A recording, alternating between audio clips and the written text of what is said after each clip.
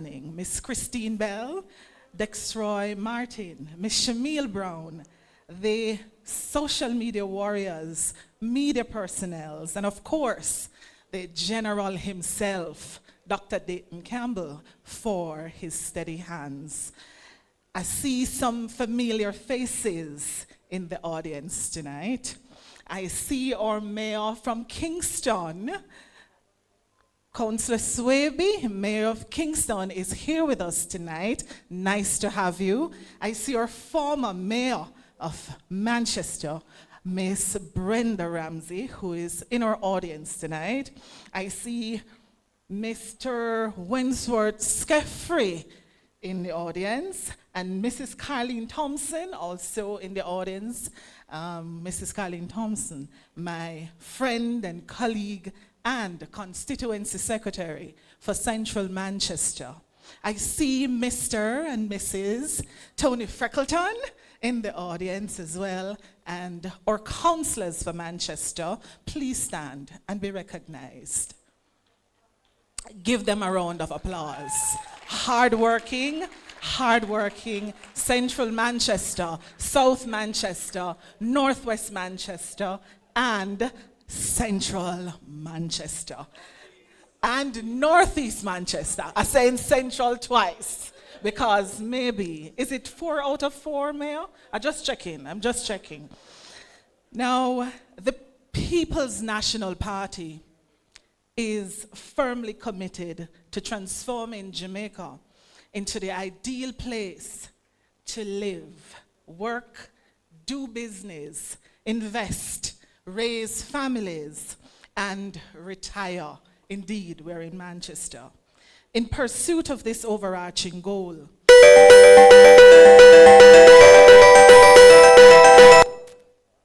okay, it's sealed.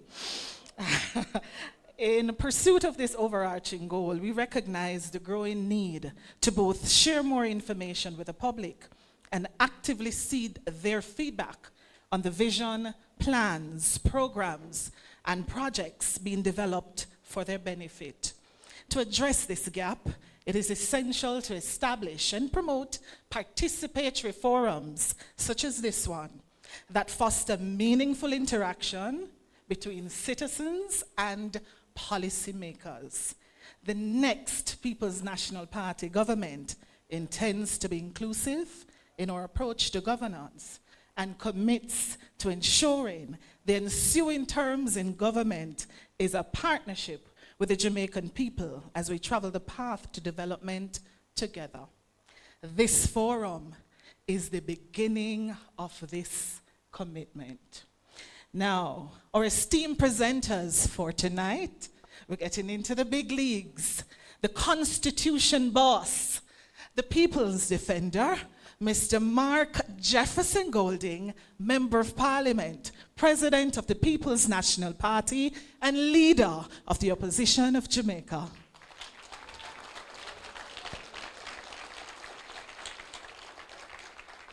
Mr. Michael Phillips, Member of Parliament for Northwestern Manchester and Shadow Minister of Transport and Mining. Mr. Julian Robinson, my friend, the money man. I'm not setting you up. Member of Parliament, Shadow Minister of Finance and the Public Service. And because there's one general in town, Dr. Dayton Campbell, General Secretary, Shadow Minister of Agriculture, Fisheries and Rural Development. Without further ado, we pause to recognize the Lord's presence with us this evening, and we invite Reverend Dr. Paul Blake Jr., who is the Senior Pastor of Grace Community Fellowship in Harmons, who will lead us in prayer.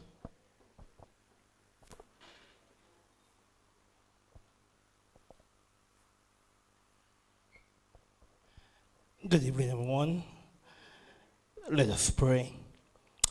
Sovereign and everlasting God, creator of the heavens and the earth, the God who plants nations like seed and watches over them like a gardener, tends to his field. We gather tonight beneath the convoy of your presence, acknowledging you as the source of wisdom, justice, and the hope of the people. Lord, as we gather tonight, we thank you for Jamaica, our beloved land, lush in beauty, rich in heritage, and resilient in spirit.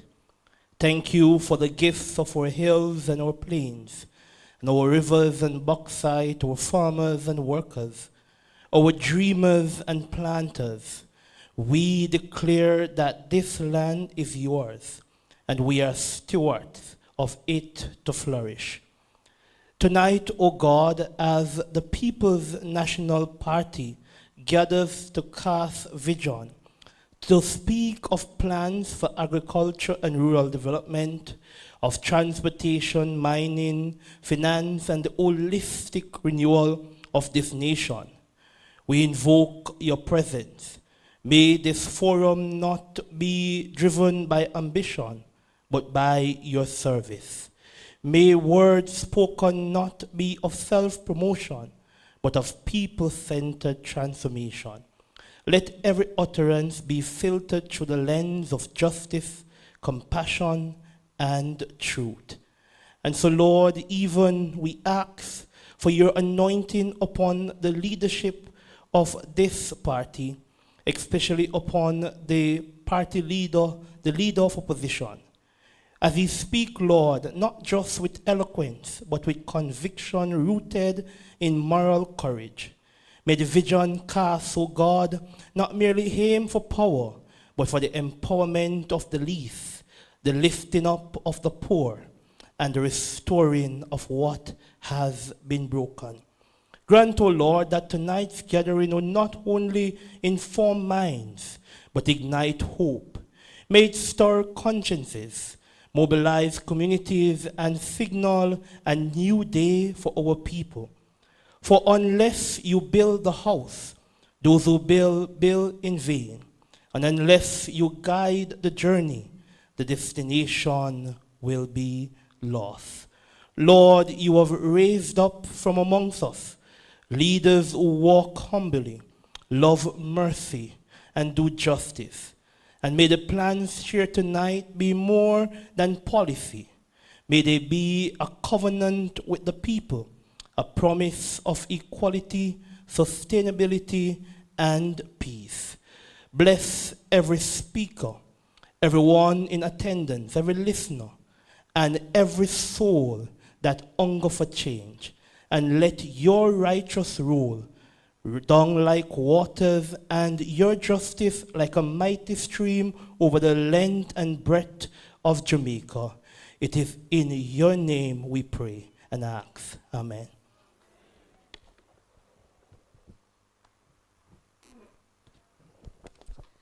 Thank you, Dr. Reverend Blake, for blessing us with prayer. It is also fitting that we hand over to another member of the clergy, or host, to do the official welcome for this evening, Bishop, His Worship, Councillor Donovan Mitchell, Mayor of Mandeville, Councillor of Royal Flat Division, and Member of Parliament in waiting for Central Manchester.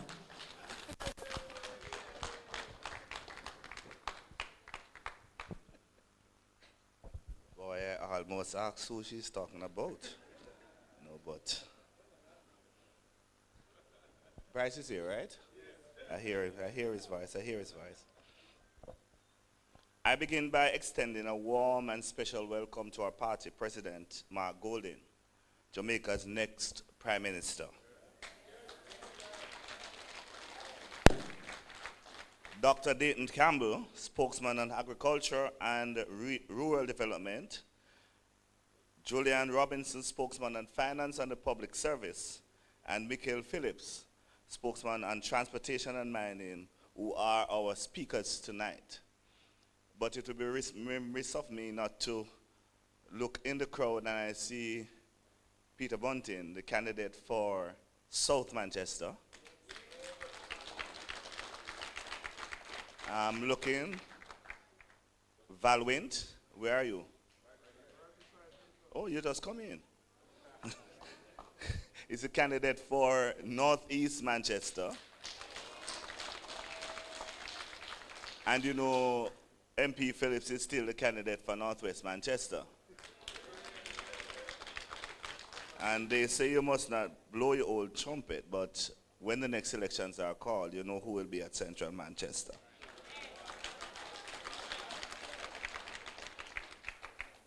I think I see Deputy General Secretary Martin, Dexter Martin, Deputy General Secretary Wentworth Kefri. Distinguished guests, business leaders, professionals, volunteers, workers, friends from Manchester and across Jamaica. Tonight is about shaping the future because, my friends, time come for fresh leadership. Time come for bold, honest representation. Time come to claim our rightful place of pride and progress in this society. In the words of the great Michael Manley, he says, there is no power greater than a people determined to rise. And tonight we gather with that determination, ready to build, ready to listen, ready to win. We are here not only to speak, but to hear your ideas, your concern, your vision. Together we will craft a path fueled by your voices, shaped by your dreams, and strengthened by your spirit. So as we talk to you, as you talk back to us, with purpose, with passion, and leave here more edified with a greater understanding of what a PNP government will do for Jamaica. Time come. And as PJ Patterson would say, the will of the people is the ultimate source of strength and authority. Relax, listen, give your feedback, and get answers to your questions. I welcome you all to this, our town hall meeting. God bless you.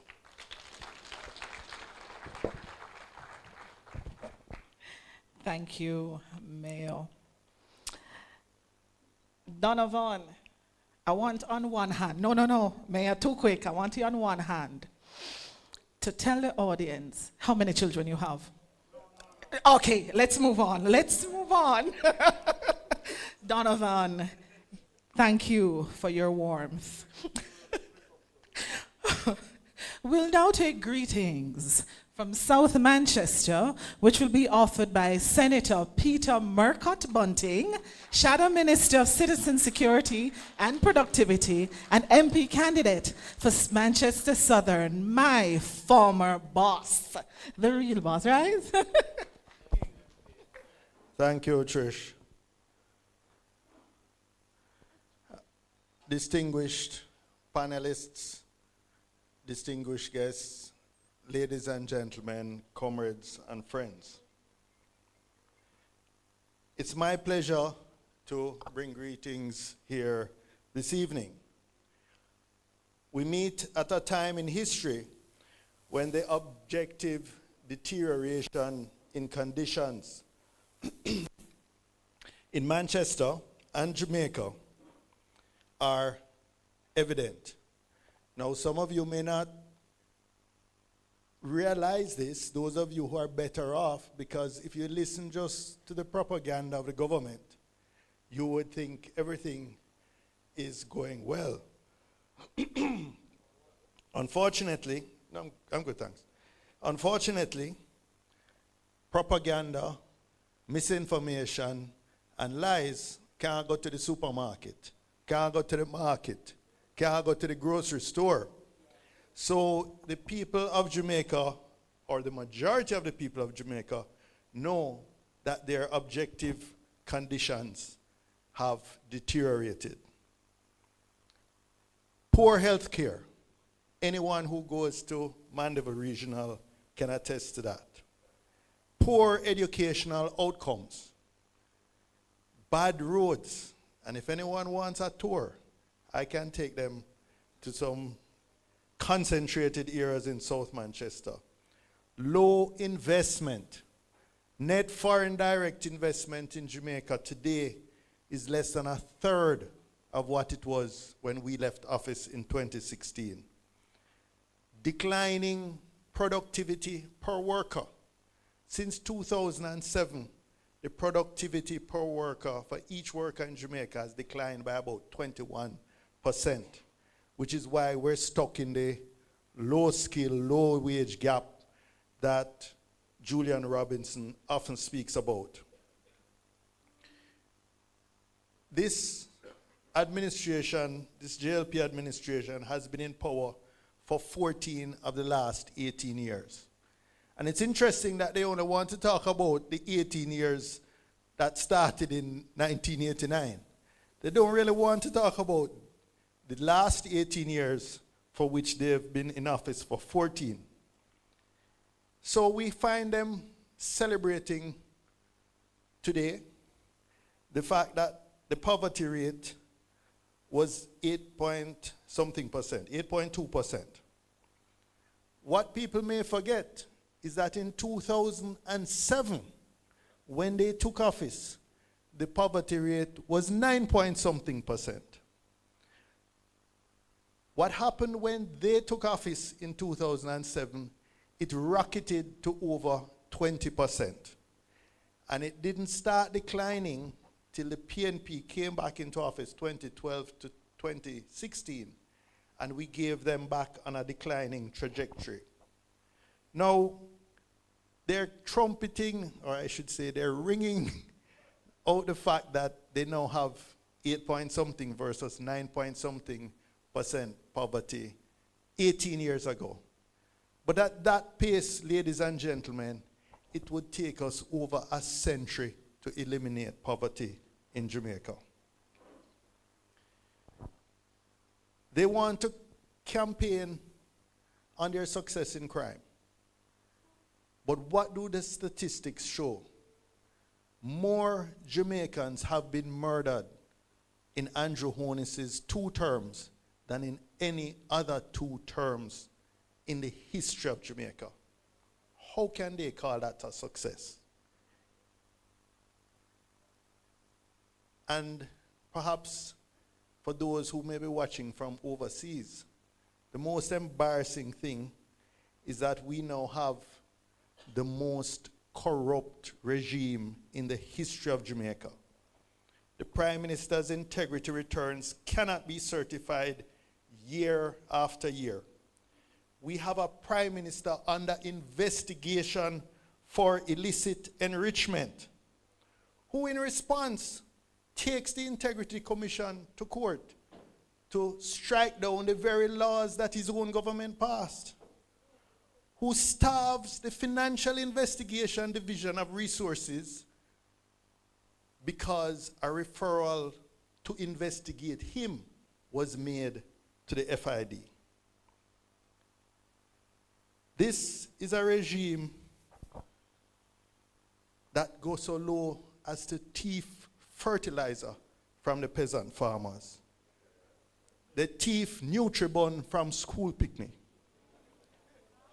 They will even steal money from the Bustamante Hospital with this outrageous overcharging by their cronies for a medical drill that is stealing money from sick children.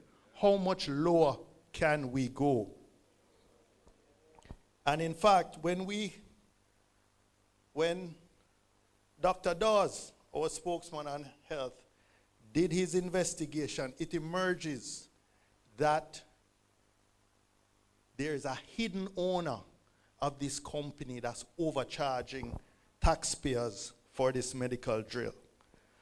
The company is actually controlled by someone referred to as A, the letter A. No, don't say Andrew. But until we learn who is the beneficial owner of that company, people will speculate. But ladies and gentlemen, this evening will give you hope. The People's National Party has a proven track record of performance. In this constituency of Central Manchester, when Kirkvine closed, we sought investors to replace Kirkvine to get life after bauxite, and we brought Sutherland Global to Ward Avenue and to Northwest Manchester to employ thousands of young people. We built more schools. When I was MP in 2 terms, I built more schools in this one constituency than the JP has built in the entire Jamaica in the last 2 terms.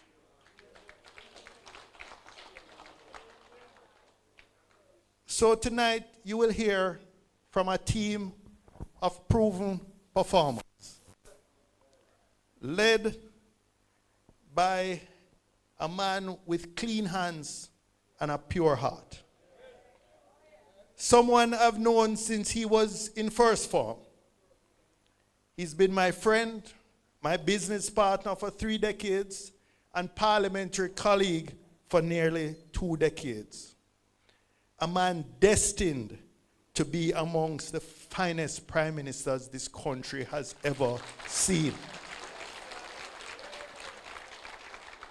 I invite you this evening to listen carefully to our distinguished panel of presenters and to make notes of your questions, because you will hear of a powerful policy platform that is going to make Jamaica, indeed, Tricia, as you said, finally the place to live, work, raise family, and do business. Ladies and gentlemen, I invite you to listen to the policy platform of the team that will make Jamaica better. Thank you. Thank you, Senator Bunting, for offering greetings from our sister constituency, South Manchester. Our presentations. It is now time, ladies and gentlemen, to hear from the leadership of the People's National Party. Tonight, our presentations will allow for proper information dissemination by our legislative and policy power brokers about plans and projects that are geared towards achieving the developmental objectives in line with the current vision to make Jamaica the place to live, work, invest, raise families, and retire. We will begin, with Prime Minister in Waiting. I said that. The People's Defender, Mr. Mark Jefferson Golding, President of the People's National Party and leader of the opposition of Jamaica.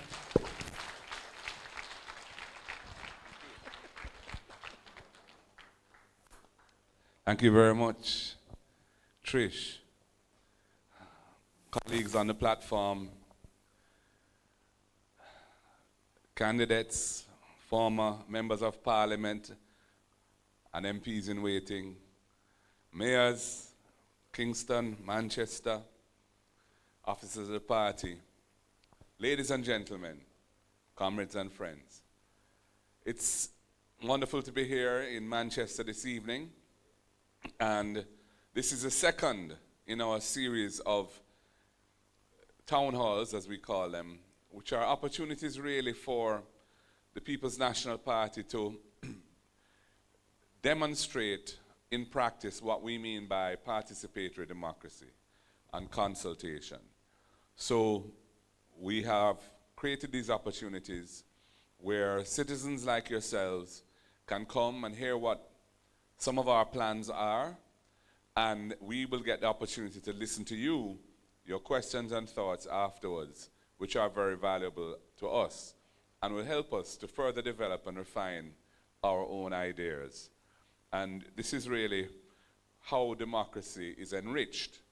Democracy is not just about elections every 5 years, but it's about engaging with people on the issues of national concern or local concern, so that the input of the people, their concerns and their thoughts and their solutions can be brought into account in developing policy and programs which will ultimately be rolled out for their benefit. I am going to talk on a few matters tonight, And you'll be hearing from my 3 colleagues on some other portfolio areas as well. And I wanted to say something about education, because we are in a situation in Jamaica where, as Peter Bunting has said, low productivity is a problem. And the productivity of our workforce has been in decline for many years. And in fact, since 2007, we've heard that the output per worker has fallen by 21%. And it's very difficult for an economy to grow and for wealth to be created for our people if productivity is falling. And one of the main reasons or causes of low productivity is the underperformance of the education system and the training system of the country. And we know from various studies that the situation that Jamaica finds itself in now is one where at the primary school level, over 30% of our primary school students who leave primary school to enter secondary school cannot read and write, cannot do simple, basic arithmetic, and cannot understand passages written in plain English. So this is a huge problem. It is not that those children are not bright, but they are lacking the benefit of an education system and a wider system of support which enables them to reach their potential. We cannot develop a nation where we're faced with those kind of statistics. So we are very concerned about that, and we have come up with some policy proposals which,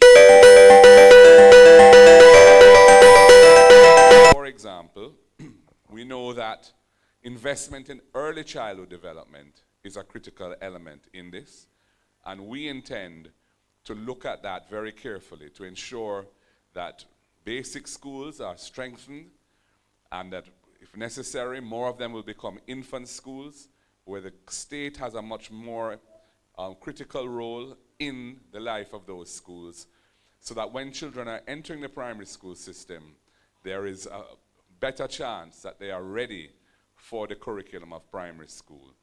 And we know at primary school and secondary school, absenteeism is a big problem.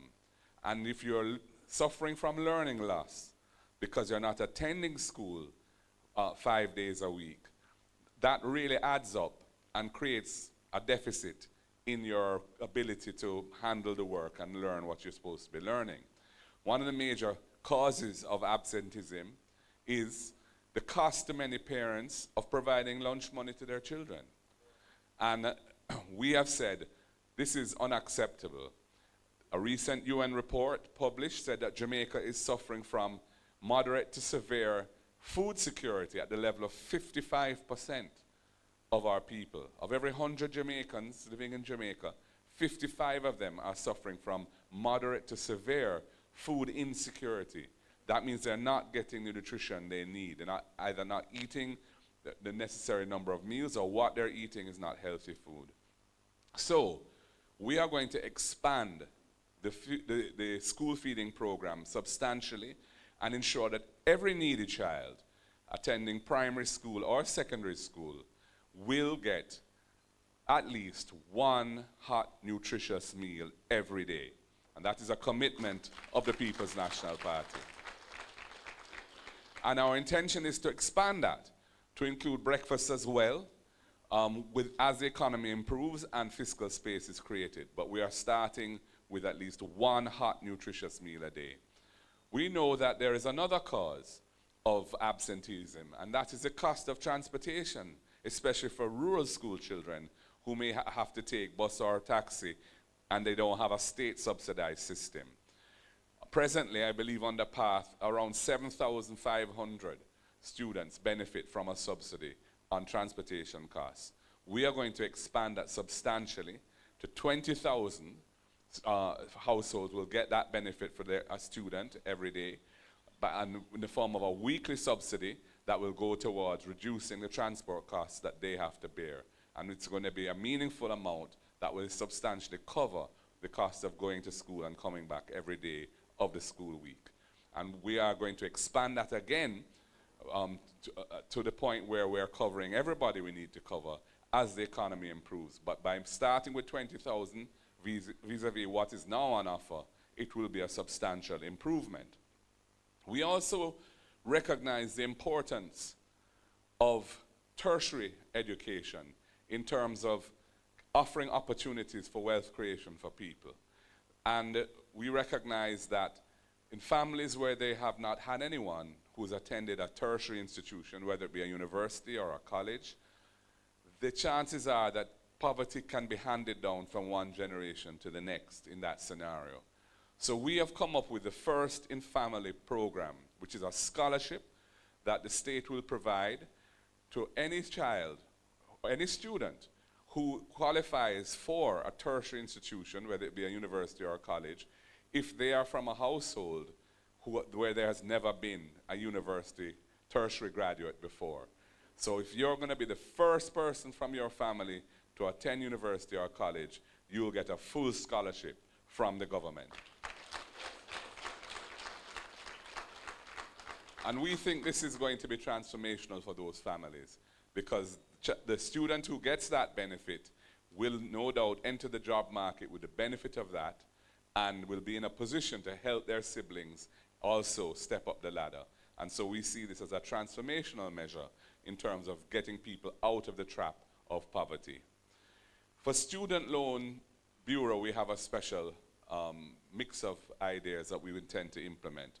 Right now, we know that for many students, especially from low-income houses, there's a lot of concern about borrowing to invest in their education. Because if they end up not getting the job that they were hoping for, and they struggle with the loan payments, what has been happening is that the Student Loan Bureau has been outsourcing to debt collectors to collect on these loans, and they end up sometimes having their name in the newspaper or being harassed by debt collectors. So we want to give some of those students a fresh start. And we've said, if you're in a situation where you're a student loan borrower and you have found it difficult, you've come into difficulties financially to maintain your payments, we are going to offer you an amnesty, and we're going to waive all past penalties and arrears interest and allow you to bring your loan current, the principal of it, and continue to be on the track from there. But more importantly, going forward, we are going to cap your monthly payments under your loan at a percentage of your actual income, a manageable percentage of your actual income, so that you know that your loan payments, whatever your job may be, will be something that you can manage without having to eat up most of what you're earning to service your loan. And furthermore, if you fall into a period of difficulty, whether it be unemployment, for example, we will allow those payments to be suspended, and for that period until you get back on your feet, and the payments which you have missed will be tacked onto the back end of the loan without penalties or interest, extra interest on that. So this is something what will encourage young people to invest in their education, because the terms of the loan will be designed to make it as user-friendly and borrower-friendly as possible. We are also committed to taking all taxes off of laptops and tablets for students and teachers so that devices are more affordable. And we also want to provide additional support for students with special needs, which is a growing area and an area which is grossly underserved.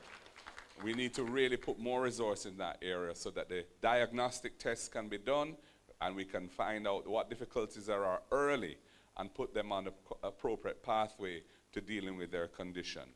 So the school feeding program that we have come up with, we're calling it EASE, and the subsidy for rural transportation for students, we're calling that the RIDE program. I'm going to say something about healthcare. And you know, we know that the situation with healthcare in the country is very troubling. In fact, it has reached a point where it's really hurting the economy of the country, because we may be aware that last year, early last year, January, February, the US issued a travel advisory about visiting Jamaica. And for the first time, it wasn't just crime and violence, which has been something they have been focused on for many years, but this time they added worries about the state of the healthcare system and the ability to get access to proper healthcare if you have an accident or fall ill when visiting Jamaica. So healthcare has real economic implications for the country, because since that advisory, the number of visitors coming to Jamaica has been falling, and the revenues of the hotels have been falling. So it's impacting our foreign exchange earnings and the profitability of our hotel sector. And we know, for example, right here in this region, the mortality rate, the maternal mortality rate, that means women who die in childbirth, has gone up, I think, tenfold since we were last in government. And this is something which has not been sufficiently explained as to why this has been happening. And it's been happening under the watch of this government.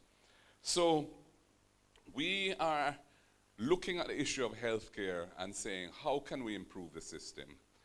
And we know that Jamaica has a real challenge with some non-communicable diseases, in particular cancer, diabetes, which is sugar, and hypertension, which is pressure.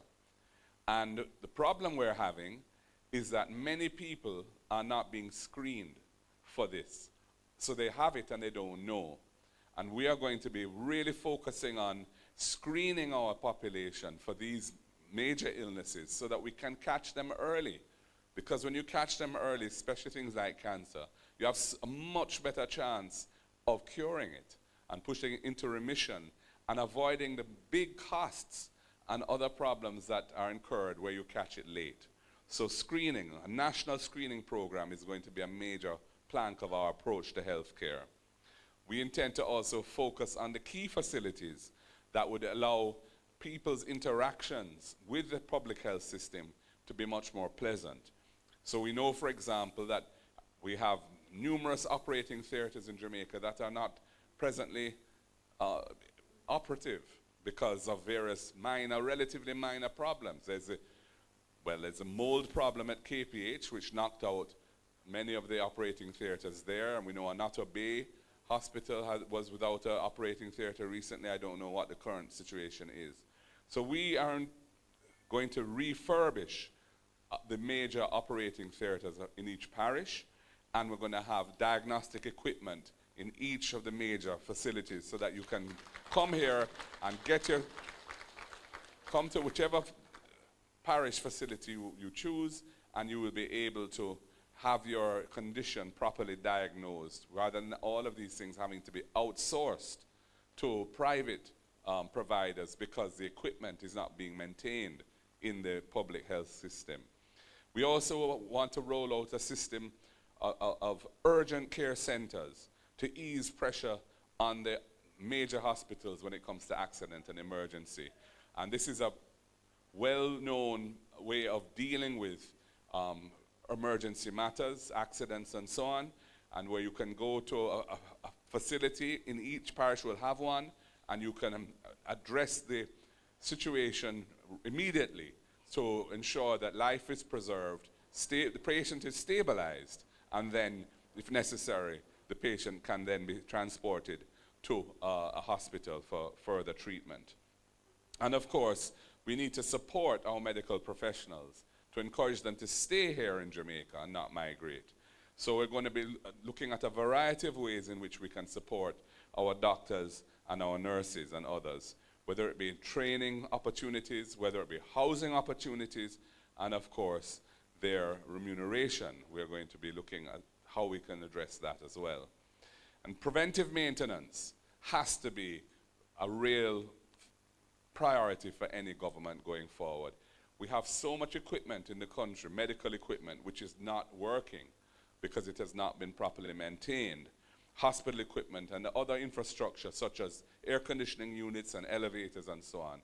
Focusing on the things that will keep those the equipment functional and make sure that their assets are usable for the lifetime that they were intended by the manufacturers. These are important ways in which we can create a much stronger health system and get better returns for our investments in healthcare. So these are some of the ideas we have in the healthcare area, and we want to ensure that when our citizens go to a public health facility, there are conditions that meet them, and the way in which they, the experience that they have is one that is not going to undermine their dignity and their confidence in the system. We have a situation currently where too often our people go to a public health system and they can't be admitted because there isn't a bed. They end up having to spend hours or days sitting on a bench or in a wheelchair in a corridor and so on, and many of them don't even survive that indignity, and we are committed to improving that situation. I'm going to say something about housing. And housing is very important because we're faced with a situation here in Jamaica today where there's a huge unfulfilled demand for affordable housing in the country. We have had real estate development over the last 10 years, but the real estate development that has gone on has really been for the benefit of those who are in a position to afford a house that is upwards of the 20s to 30s to $40 million. And many of our people don't have the wherewithal to access houses at those prices. So we estimate that we can, if we're very serious about it and focused, build 50,000 affordable houses over the next 5 years when we're in government.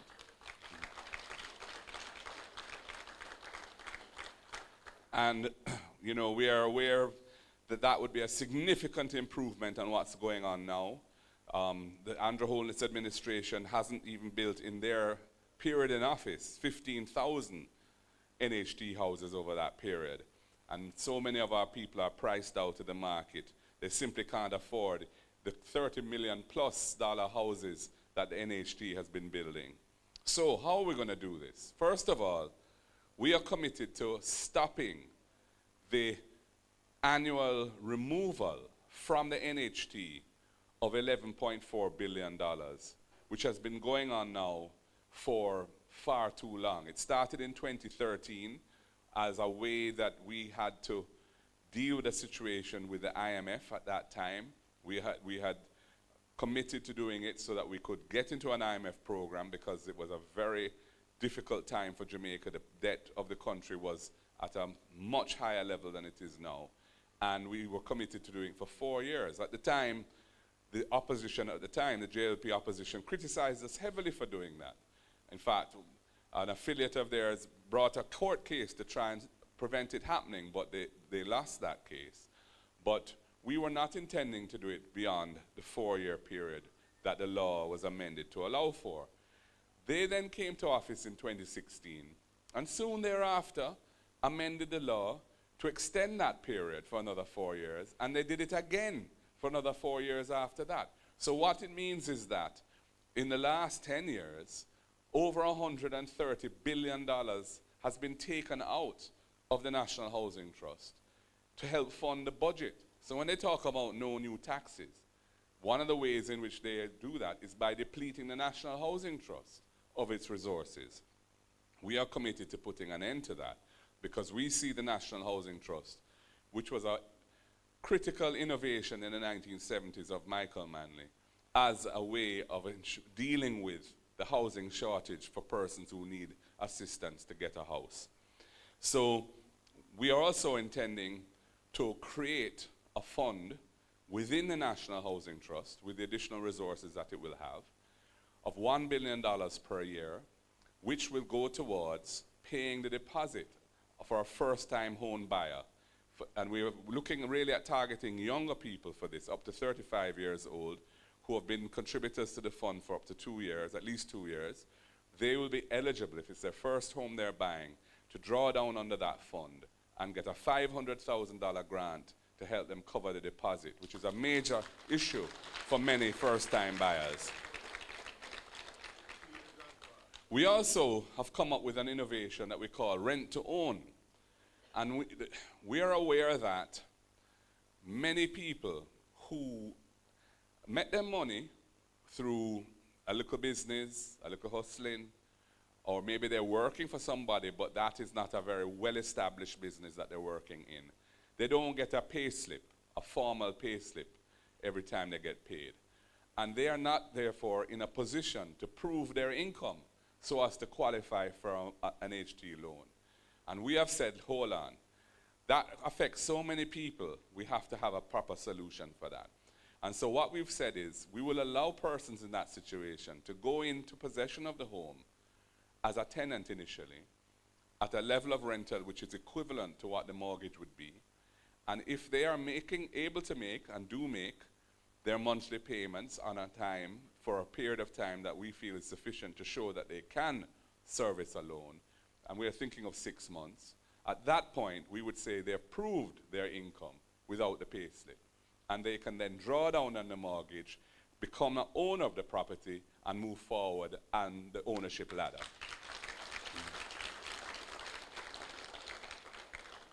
We also want to offer persons who are purchasing a home using NHT funding, we want to offer them an opportunity for a 3-month moratorium after they draw down on the mortgage, because we know that currently they have to start making payments right away.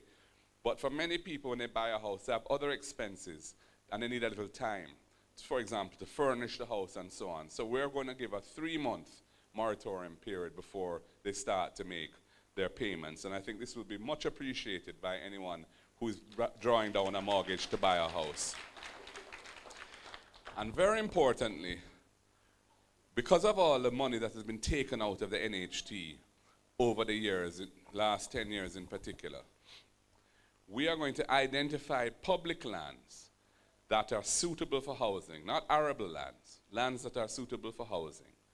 And we're going to make them available to the NHT for development. And when those houses are being built and sold, we will not put the value of the land in the price of the house, so that a buyer can just pay for the house at the cost of the building the house without the land value being part of it. And that will provide a significant saving for the purchase of the house. In some instances, up to $3 million by our estimate. And right here in Manchester, Senator Floyd Morris has assured me that he's been in touch with our MP and MP candidates, and we know that every constituency in this parish will receive at least 500 of these low-income houses over the next 5 years.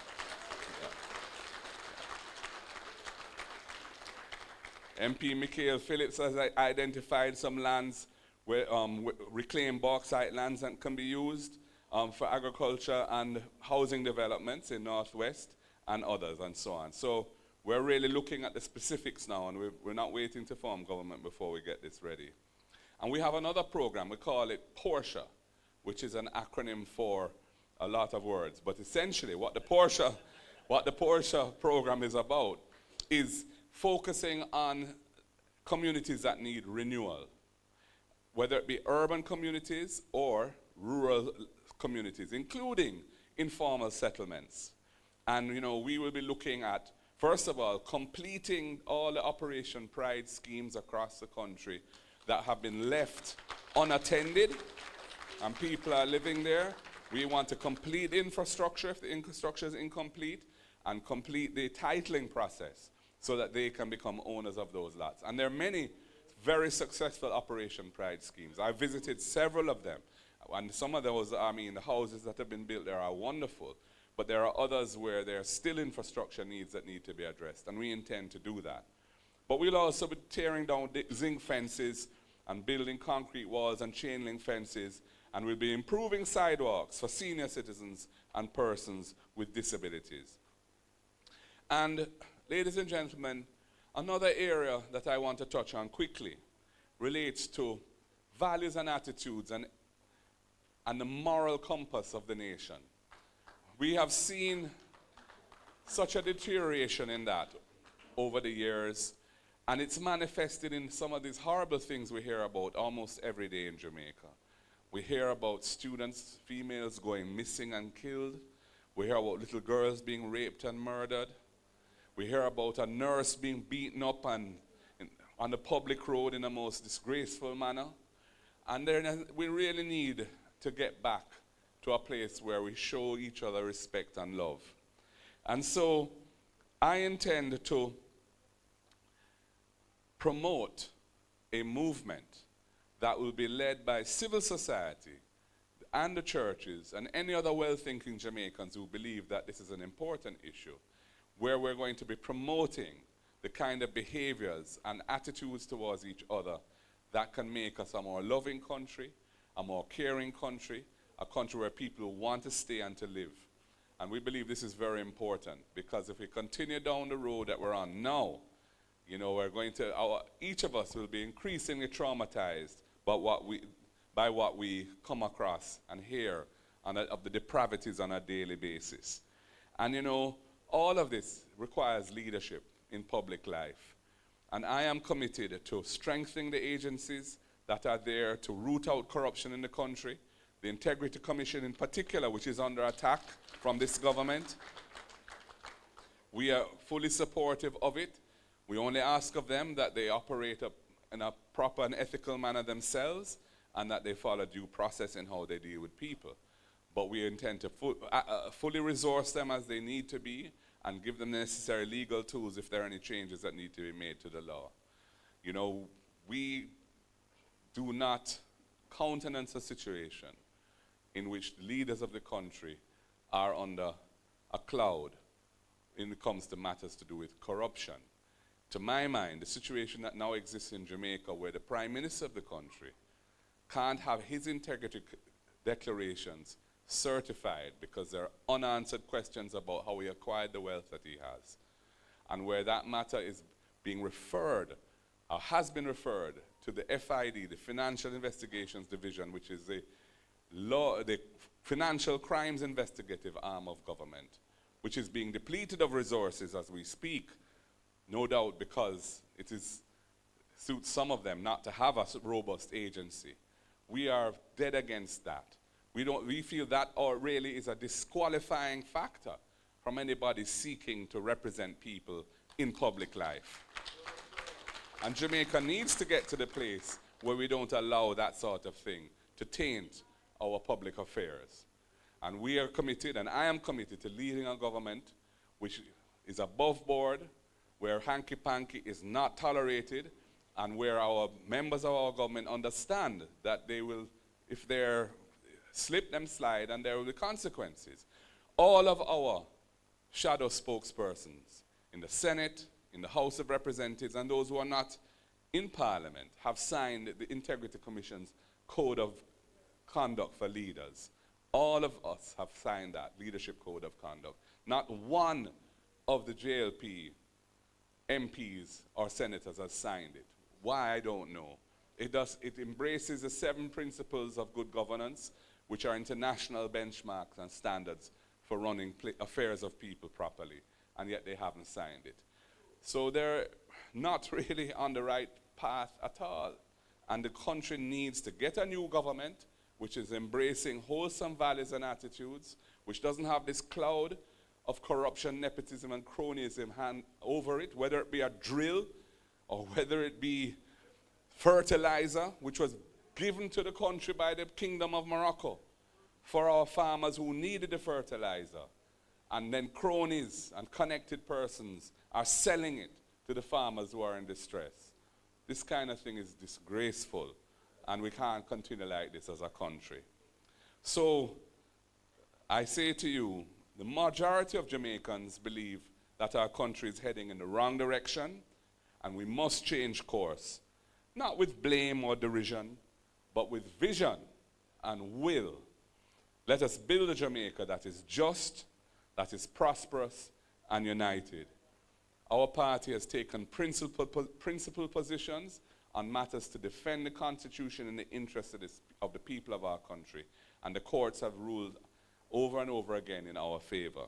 And you can rest assured that we will uphold and defend the Constitution, the rights and freedoms of our people, whatever may come, because that is what we're sworn to do. So, ladies and gentlemen, tonight is one stop on a national journey, and you will get the chance to share your voice and your vision.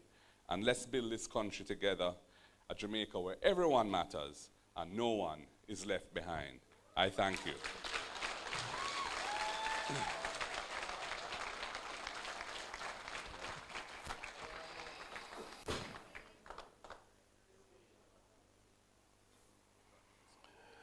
Well, now you know why we're the better team. Because we have the better leader.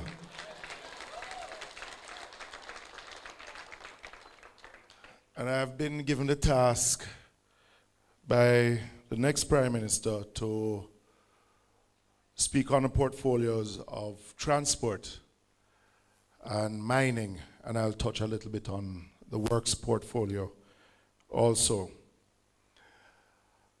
Transportation contributes about 9% to the country's GDP, which is about 23 billion US dollars. So it shows you how important the transport sector is to the country's growth.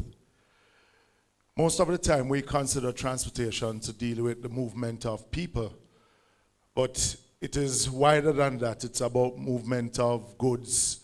It's have to deal with land, sea, and air. Now, in the 9 years of this administration, they have gone through 4 ministers of transport. And after trying 4 ministers of transport, the sector is worse off than they got it from us in 2016.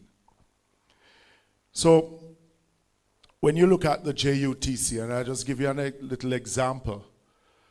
The JUTC in 2016 had a revenue base of about $4.1 billion. In 2024, the revenue of the JUTC was a mere $1.5 billion. In 2016, we were rolling out about 400 buses every day, between 400 and 450 buses. In 2024, there were just above 250 buses, and in some instances below.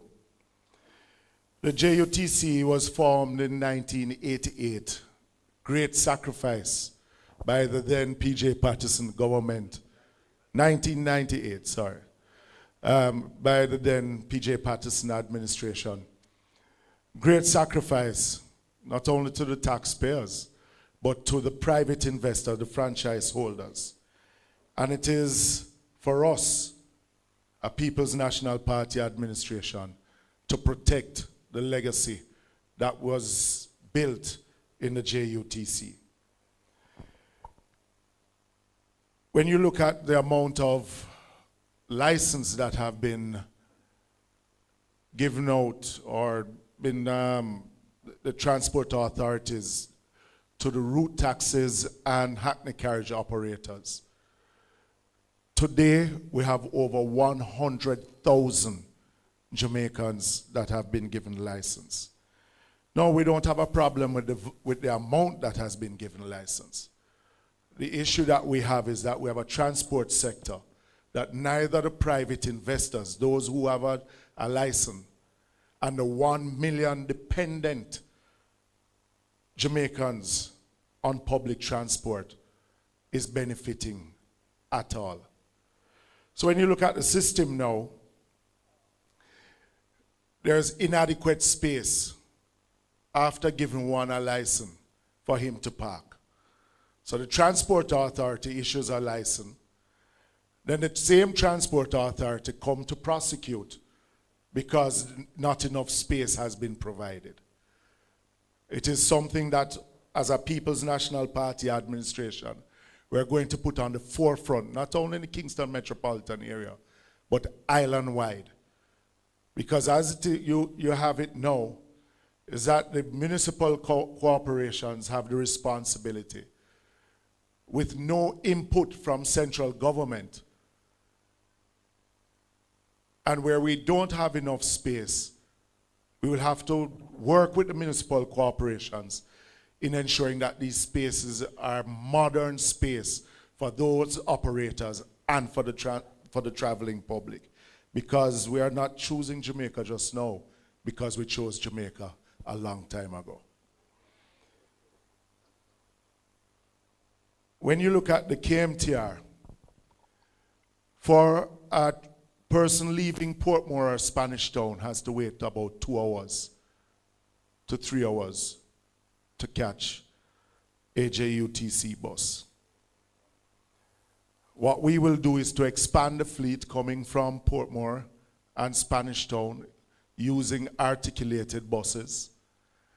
And we have started, myself and Julian and the comrade leader, have started to do the research to see how it is that we can facilitate and to finance over the period, and how it is that we can introduce light rail from Portmore and Spanish Town going into downtown Kingston, where we're not moving 30 persons on a JUTC bus at a time, but we're moving hundreds at a time.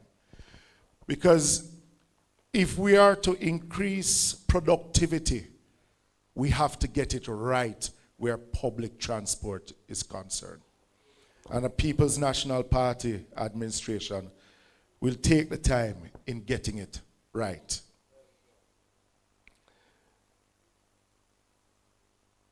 We have, I mentioned it about 4 years ago in my sectoral presentation, about a rural school bus system and also a rural system to move the disabled and just general public.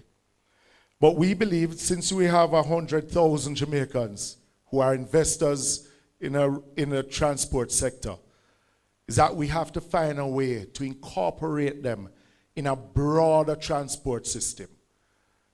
So we are not against the current school bus system that the minister has rolled out.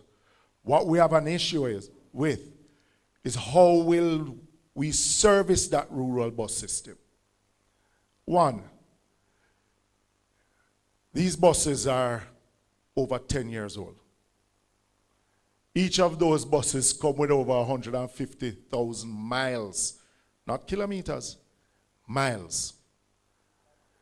If the minister had said that he was going to introduce 10, as others who want to sell buses to the JUTC have to do, because before a Peter Bunting, who may run a dealership, wants to sell buses to the JUTC, he would have to give them at least a minimum of 2 or 3 buses to run in the fleet to ensure that they are able to manage the road system and the load. In this instance, the minister decided to buy 100 buses without testing them on our roadways and seeing if they can work with our topography. But also, to roll out majority of those buses in rural Jamaica, as it is today, the infrastructure is not there, 1, for them to park, 2, for them to be serviced, and 3, for them to be refueled. So let us use, for example, the bus that is running to St. Thomas, to Morant Bay. That bus, once it, what we call dead leg, over to St. Thomas on the last route so that it can come back early in the morning, they have to park it at the police station. At the police station. Because the infrastructure for the JUTC is not there. And as the party leader mentioned in his own presentation, the right program, because we're going a little bit more by saying that we want private investors involved in a rural school bus system, but not only for school children, but for the disabled community. And what we will do is give them a card that they can use with the private operators. And then the private operators come and redeem it. But we will give a subsidized fare to those school children.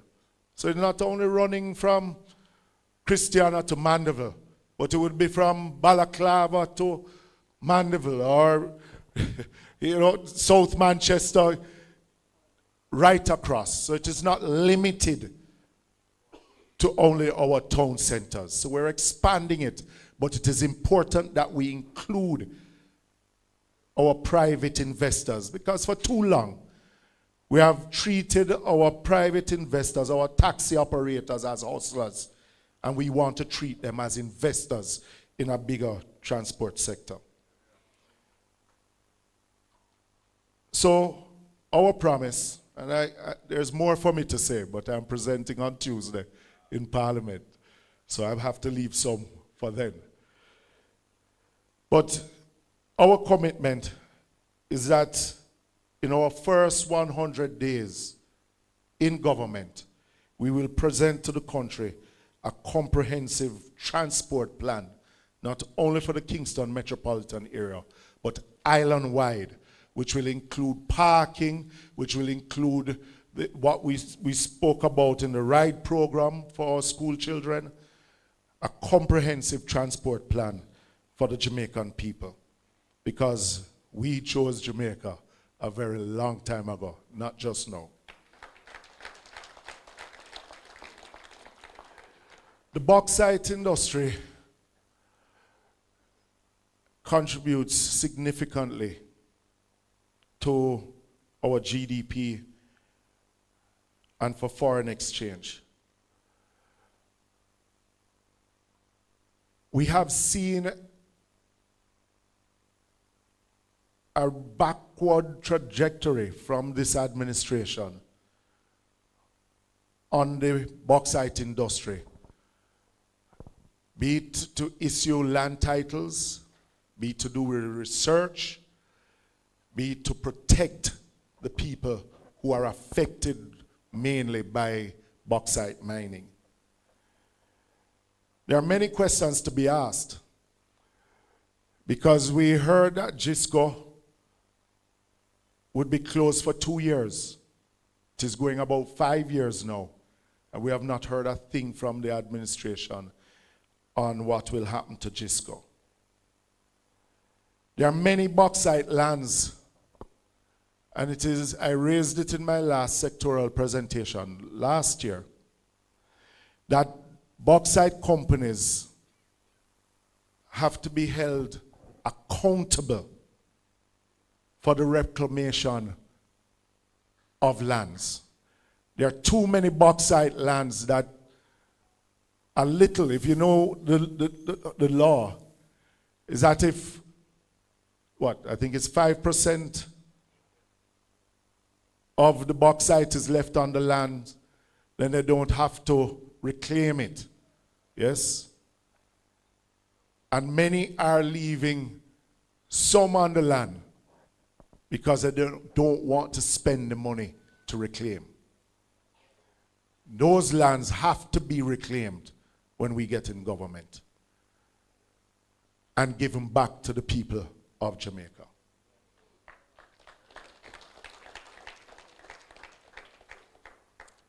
But we have to look outside of just bauxite mining, because there are other industries within the mining sector that has to be given attention. Because when you look at the type of mining that is done in Sentan, medical grade,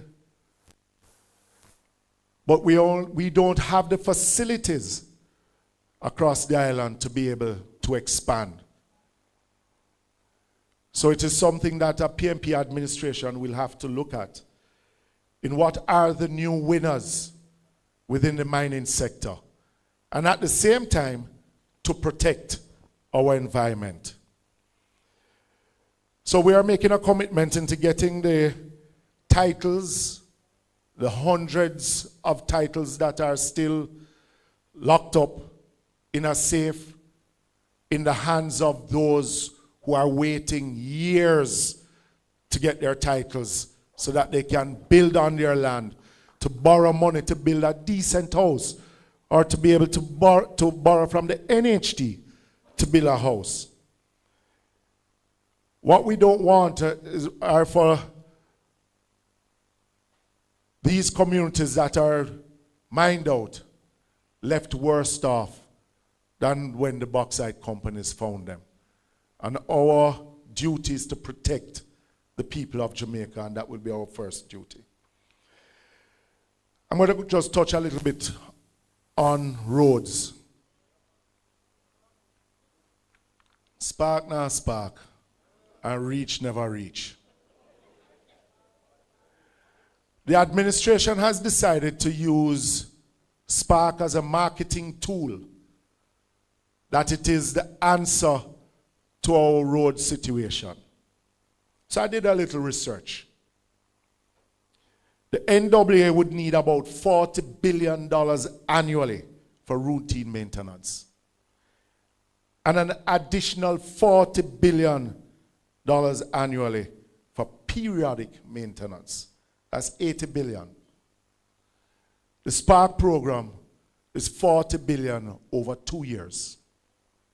90% of our road infrastructure is classified as bad. So even after the Spark program,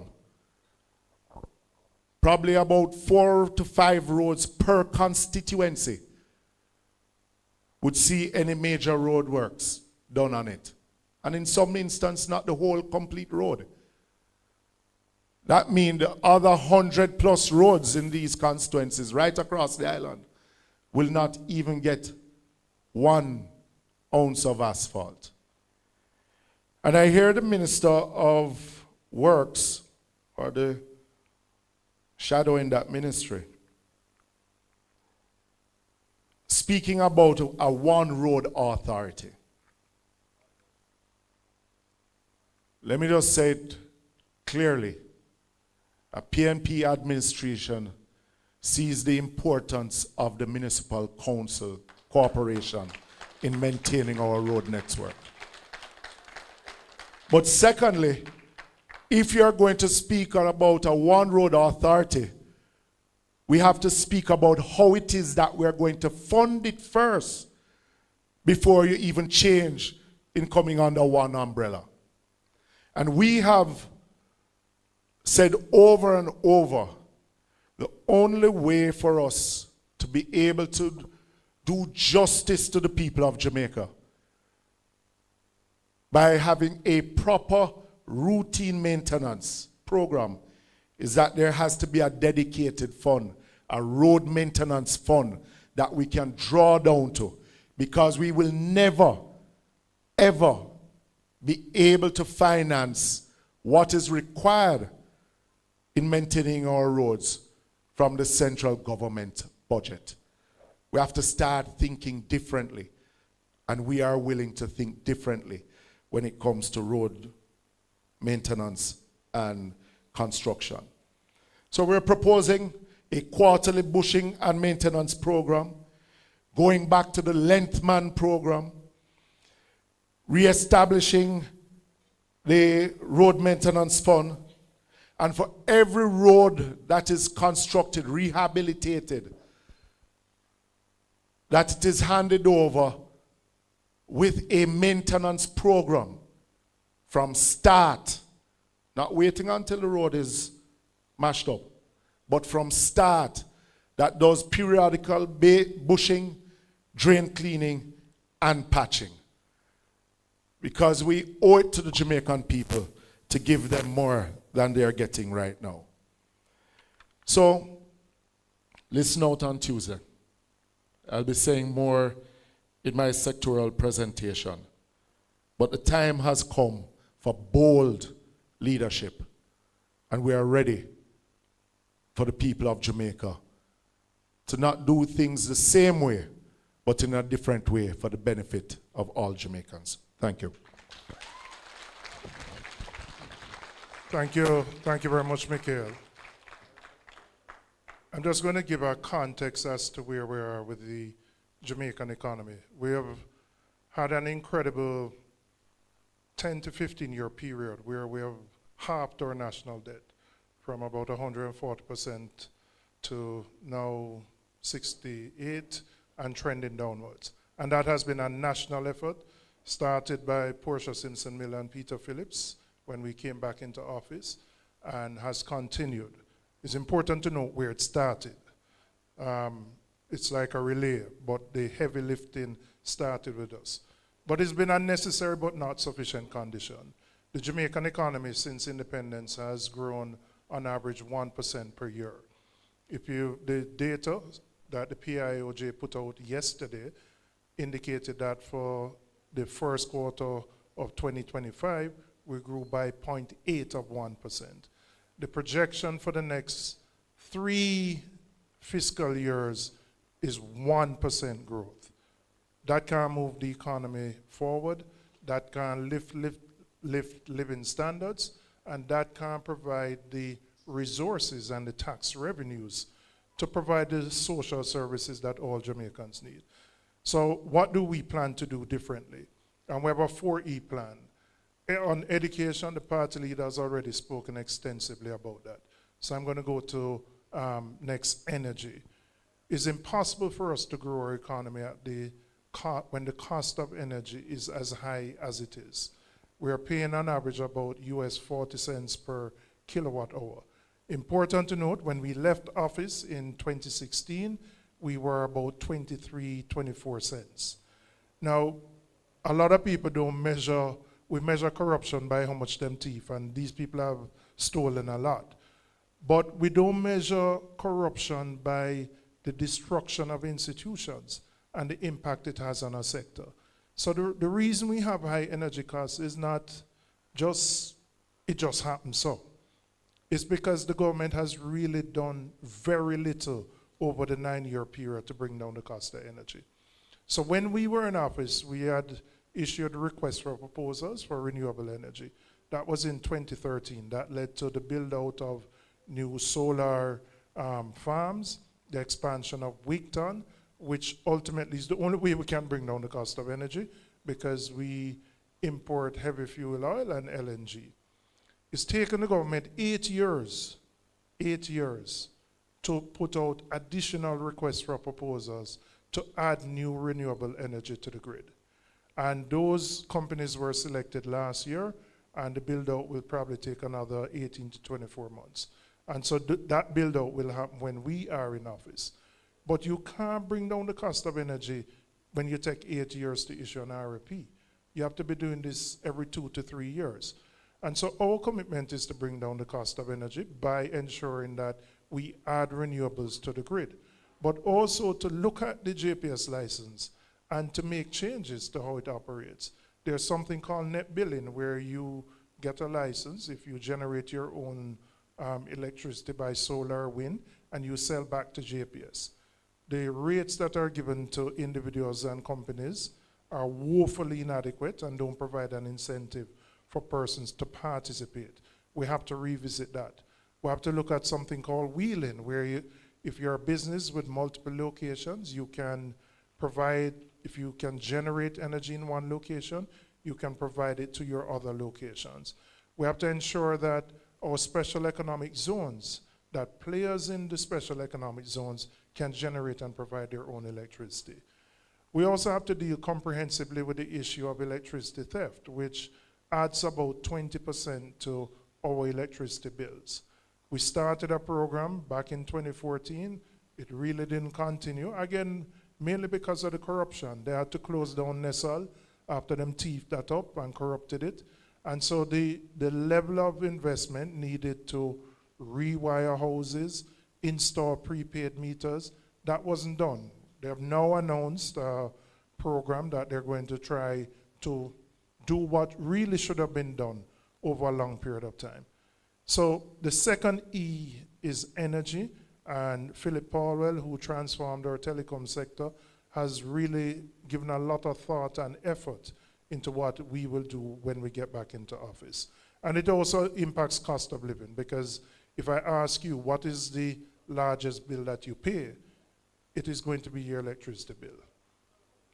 The third E relates to efficiency. Government is the largest player in our economy. And what we've seen over the last 3 years is that this government has been unable to spend what is called the capital budget. You have two types. You have your capital and your recurrent pays salary and other expenses. Your capital goes to building new roads, hospitals, etc. In fact, last year, they underspent the capital budget by $19 billion out of a capital budget of about 50. We are committed to making government more efficient in what is called the public investment management system. So it doesn't take 2 years for a project to go through that evaluation to determine whether you go ahead. I think it took them 3 years to make an assessment on the Troy Bridge before work could start. You can't run an efficient economy that way. We're also going to look at the procurement system while preserving the integrity of the system to ensure that we can get projects out more quickly. Because if government can't spend its own money, it impedes the level of growth that you can have. And one of the biggest impediments to growth is how this government has structured itself, with the Prime Minister at OPM and as Minister of Economic Growth, having control of the largest chunk of ministries, agencies, and departments, which has created a bottleneck where simple approvals have to go to the Prime Minister's desk.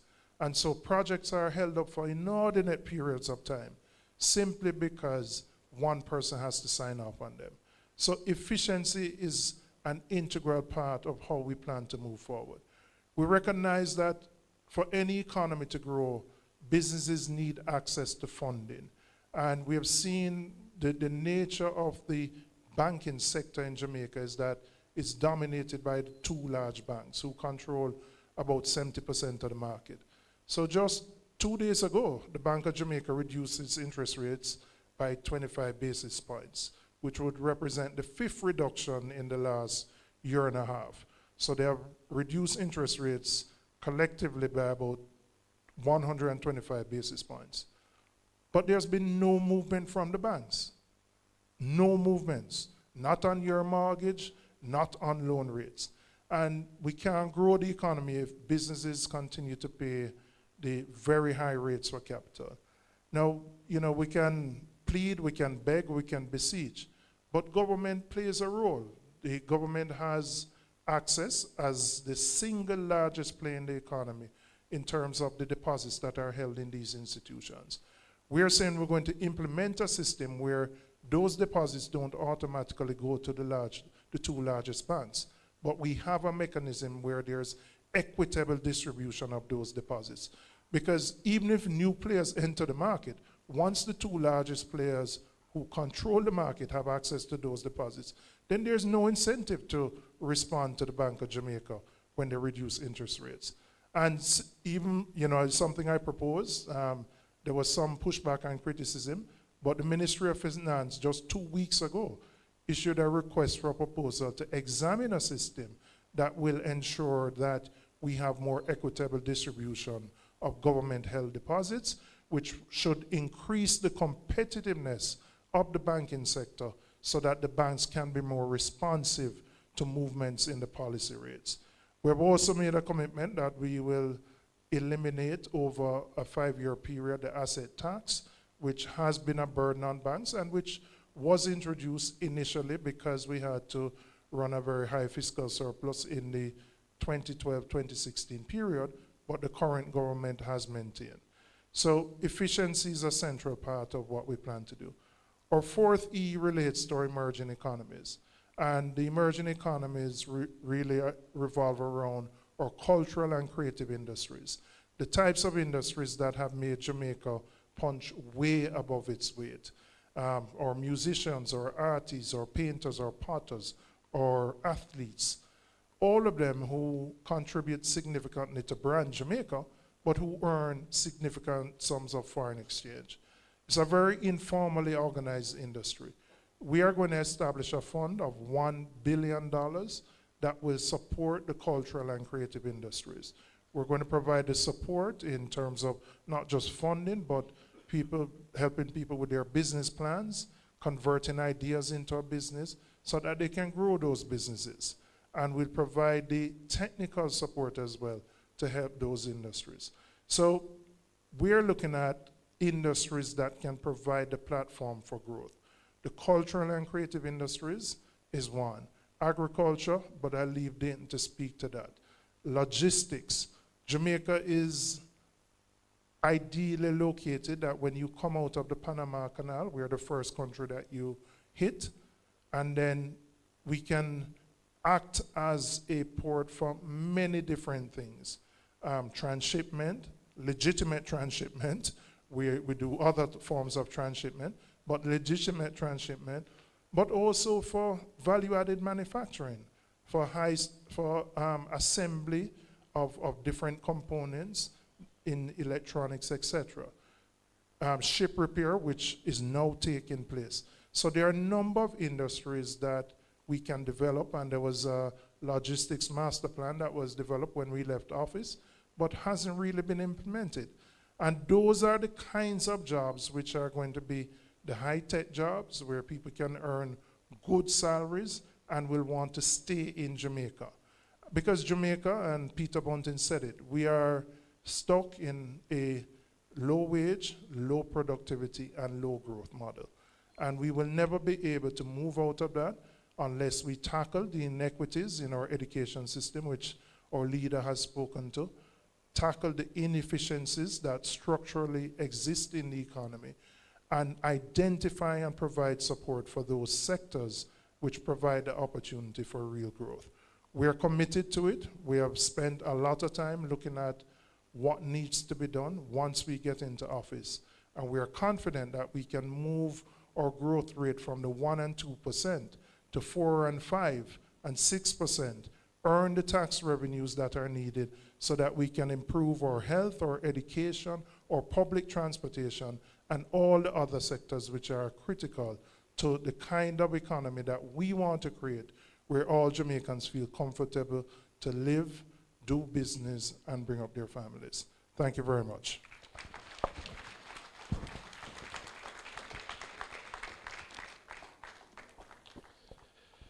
Good evening. Everybody's still with me? Let me say to our future Prime Minister, in the next coming weeks, we will go to King's House for the swearing in of Mark Jefferson Golden as the Prime Minister of Jamaica. My colleagues on the platform, brothers and sisters, greetings. Agriculture, the forgotten child in the family. Agriculture is the main employer of labor in Jamaica. Currently, we have 262,000 registered farmers in Jamaica. It is on record the largest employer of labor. And of the economic activities that we do, especially in rural Jamaica, agriculture is responsible for 80% of it. Either people who directly practice in agriculture or people who run the cook shop, they do the different things, but they rely on the produce from the farmers. Agriculture is an important area for us to focus on. And you would have heard the leader earlier when he spoke that one of the first things that we need to do is to stop taking the arable lands in the country and using them for other purpose other than for agriculture. And that is a commitment of a future People's National Party government. In terms of making land available to people as well, we do not believe that we should continue in a situation where you have grown to see father and grandfather and mother and grandmother farming in a little square with pickaxe and machete and those other things, and they're dirty and they're still in poverty. So what we want to do is to look at an inventory of all the arable lands in the country, and then to see how we can make leaseholds available to farmers so you can lease a good plot up to 5 acres of land and go out there and produce to feed our nation. A few years ago, we did agro-parks. And in Manchester, there's the Duff House agro-park that is here. And when we developed the agro-parks, what we intended from it was to increase local production of some of these items that are produced in the agro-parks. Currently, we have 1,950 hectares of land in the agro-parks. But this government only has 30% of that under production. These agro-parks have in the infrastructure. They have road, they have drainage, they have water, yet still only 30% of the land in the agro-parks are currently being used for any form of production. That is the clearest indication that this current administration has no interest in local agriculture. That has led to them importing, which is now detrimental to our local farmers. If we look at the country's importation bill, when we left office in 2016, we were importing $834 million worth of farm produce into the country. Last year, the import bill went up to $1.6 billion, almost a 100% increase over the last 9 years under this administration. They have absolutely no interest in supporting local agriculture. We later learned that former members of parliament of that side are given import licenses to bring in onions when they have never planted anything for a day in their life.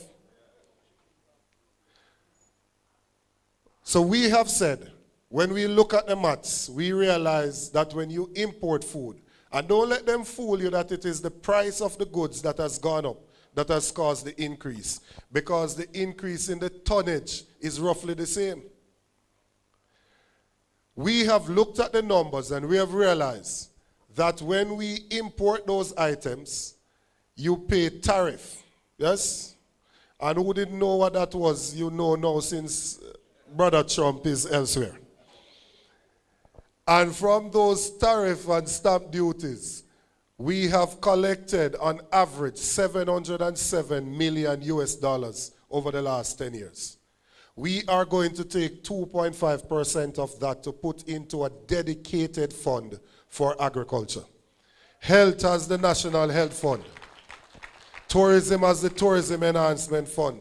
Technology has the Universal Service Fund. Our farmers will have the Agricultural Development Fund with a specialized fund that is geared towards our farmers. And because our leader knows that agriculture is so vital to our people, he has said that when we put that fund together, we must ensure that a percentage of it goes to the PC bank so that we can give loans to our farmers so they can go out there and produce. We will also ensure that we protect our farmers against the vagaries of weather. Different things that happen, rain and storm and drought and all of those things. Every other business that you operate in, they have some form of insurance. Our farmers are left out there on their own. Storm come, drought come, they lose everything.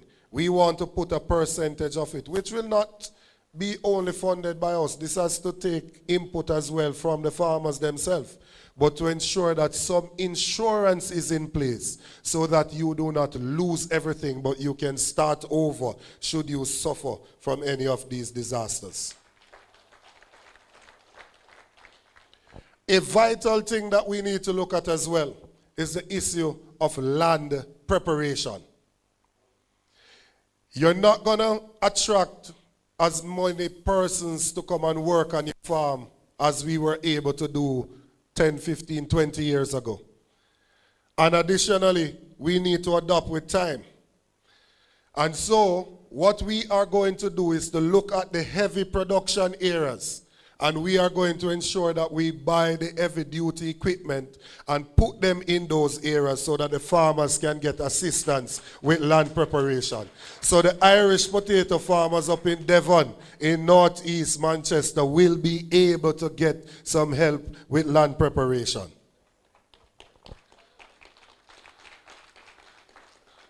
The next issue that we want to look at is the infrastructure. The infrastructure. We are going to put more attention on farm roads. When you ask the next PNP government for assistance with farm road to get to your farm, we will not offer you a donkey nor a mule. We are going to ensure that we build farm roads so you can get to your farm and take out your produce from your farm. In the area of irrigation, in Jamaica, we have 120,000 hectares of arable land, land that is suitable for farming. Only 15% of it is currently under irrigation. Whenever anybody talks about it, the minister loves to jump up and say what he's doing in the southern plains of Clarendon or for Essex Valley, not taking note of the fact that it was the National Irrigation Development Plan of the PNP from 1998 that outlined the 51 schemes that we are to build across Jamaica, and that they have been tardy in building out those. So we are going to put a special unit in the ministry that is their only duty to complete the implementation of the National Irrigation Development Plan. It is our desire in our first term in office to move the percentage of land that is under irrigation up to 25%. It is an ambitious target, but we are people who were born with ambition. We will also look at how we can create other systems. Michael Manley was on to something from in the 70s of microdams. We're talking about ponds as well. From the Agricultural Development Fund, we'll be able to help farmers to dig ponds in the different areas, and for them to be able to get pond liners if it is not clay, and then get the necessary irrigation pumps so that they can get irrigation on their farms. So whereas in Duffos, Peterby in South Manchester, they can grow scallion and thyme because they have good irrigation. The other areas in South Manchester needs to benefit from irrigation as well so that they can have good produce. In the area of storage, in Jamaica, after taking on all the risk and finish producing your things and you harvest it, you reap it, people still lose 30% of their produce because of a lack of storage. 30%. And that's at the farm gate. Because by the time you take it to the market, and you take it to the house, the post-harvest loss in Jamaica is over 50%. But at the farm gate, you lose 30% of what you produce because we do not have sufficient storage. It is obviously sensible to look at the country and do an inventory and see where we can build out proper storage facility. They're doing a storage facility in Southeast St. Elizabeth now, but that's not enough. We believe that in the heavy production belts, we believe that you can put a 40-foot container that is solarized in those areas and allow the farmers to have temporary access to somewhere that they can store their produce whilst we do the inventory and build out the storage. Because when you produce, you should not be forced to sell your produce for what left, for little than nothing, because there's a glut on the market or you don't have storage. You should be able to store it, and when the price is right, you can sell it and make adequate returns so you can take care of your loved ones. In the area of Pray There Lastly, we want to put Pray There Lastly under the Proceeds of Crime Act, so that when somebody steals from you and they are convicted of stealing, then the courts can give the order for us to liquidate what they have so we can return the farmer to the state they were in before the thief came into their life. It should not continue where you have your 25 goats and a man come and thief your 25 goat and then get a suspended sentence. That man that thief your 25 goat, if the markets him have, let us sell the markets and buy back the 25 goats to give to the farmer. We also want to look at a proper agriculture management system. In 2025, it ought not to be that the Minister of Agriculture cannot wake up in the morning and know how much Irish we have in Huntley under production in northwest Manchester, or how much escallion we have over in Duff House, or how much sweet potato we have, or yam we have up in Craighead. We ought to know or what we have growing in banana grown in central Manchester. The Minister of Agriculture is to know what is under production, when it will come to maturity, and what will be the expected yield. That way we can plan and control the permits so that we do not allow permits when our local farmers have produced the items. That management system should also link into the hotels and to other final distributors of the items so they can see what is out there and they can make their arrangements with the farmer. Currently, people sit in the middleman, and they earn all the money. The farmer goes out there and produces an item. They come to the farm, him take all the risk of the rain mashing it up, of people thieving it, of people, animal coming over there, of pests, disease, all sorts of things. When the item comes, he gets $40 per pound at the farm gate.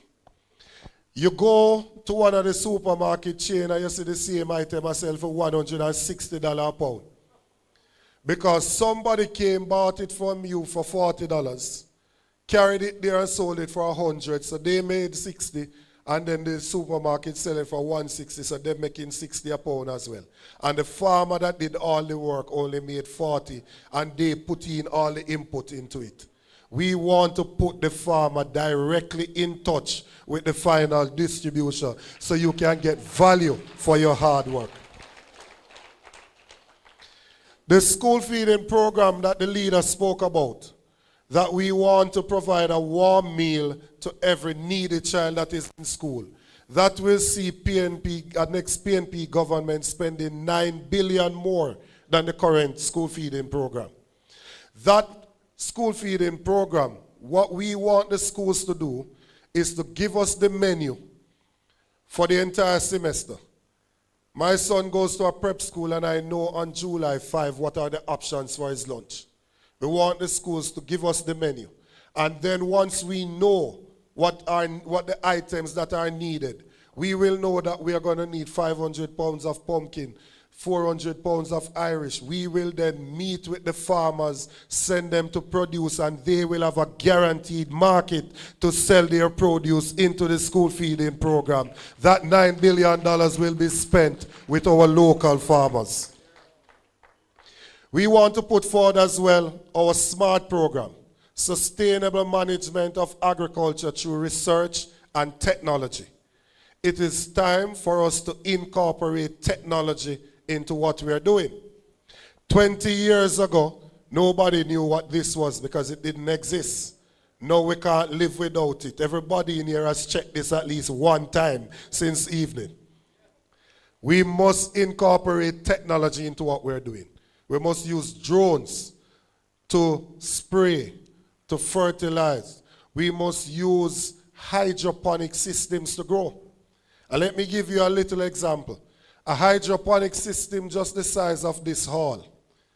I can set up a 5,000 plant hydroponic system the size of this hall. And if I'm growing lettuce, it is going to take me 4 to 6 weeks for it to mature in the hydroponic system. It would have taken 10 weeks in the soil. If I decide that I want to have some to sell every week, let me use 4 to 6 or let me use 5 weeks. I am going to plant 500 every week so that in a 5-week period, I'll get to my 2,500. If each lettuce gets to £1 and I can sell it for $250 per pound, it means that I would have 500 by 250, which is what that? $125,000 that I would make per week. Times 4, that's $500,000 that I would have made for the month. Way more than people are making in school as teacher, in hotels, in BPOs, and all of these sectors. And hydroponics is hot boy and hot girl farming, you know. It's hot boy and hot girl farming, you know.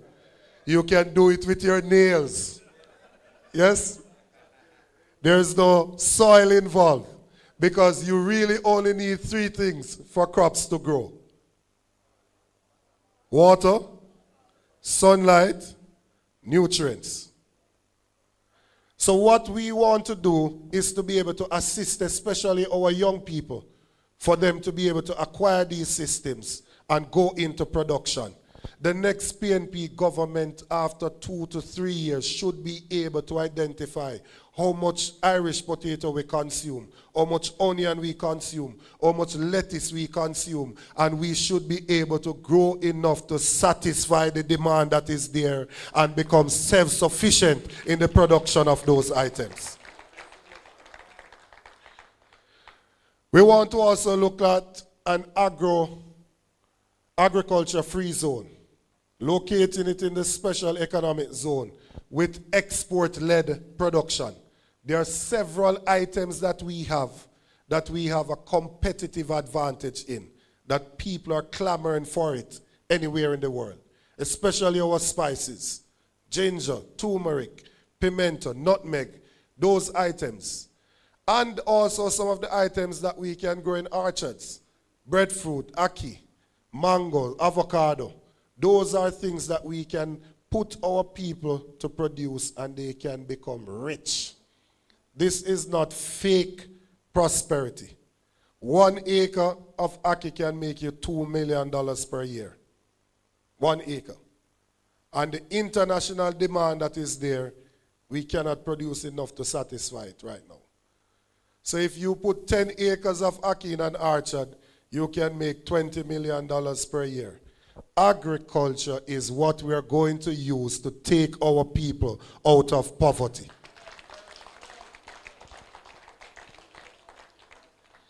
We want to also look at value added and going further along the value chain. Agro-processing. We need to be able to develop the appropriate spaces for agro-processing. It can't be that in mango season we have mango for stone, man and dog, and then outside of mango season you can't find a mango, for the love of God. It has to be that we can put something in place so we do not have waste when the thing is in season and we can produce enough. Our students that are in school should not be drinking these heavy sugar drink. Like when I didn't have to drink them juice and I eat my sugar bun when I go to school. Because right after lunch is niggeritis used to set in. We need to be able to produce some of these fruit juices to go into the school feeding program. So agro-processing has to be a priority for the next People's National Party government. And finally, markets and marketing. We need to ensure that when our farmers produce, they can actually sell their produce with dignity. Pace that is clean, appropriate, and fitting for the hard work that they have put into doing what they're doing. Additionally, it cannot be that we are able to stay in Jamaica and order an item in China, Shein, and all of these things. But we can't stay in Jamaica and buy £5 of lettuce and £5 of Irish from a farmer that is in Jamaica. We have to use the technology to ensure that we can put the farmers in place with the consumers. So markets and marketing will also be a priority of the next People's National Party government. I will leave it at that because the night is far spent and I do not want you to fall asleep. I know you're not falling asleep because you about the money you have them open so. But,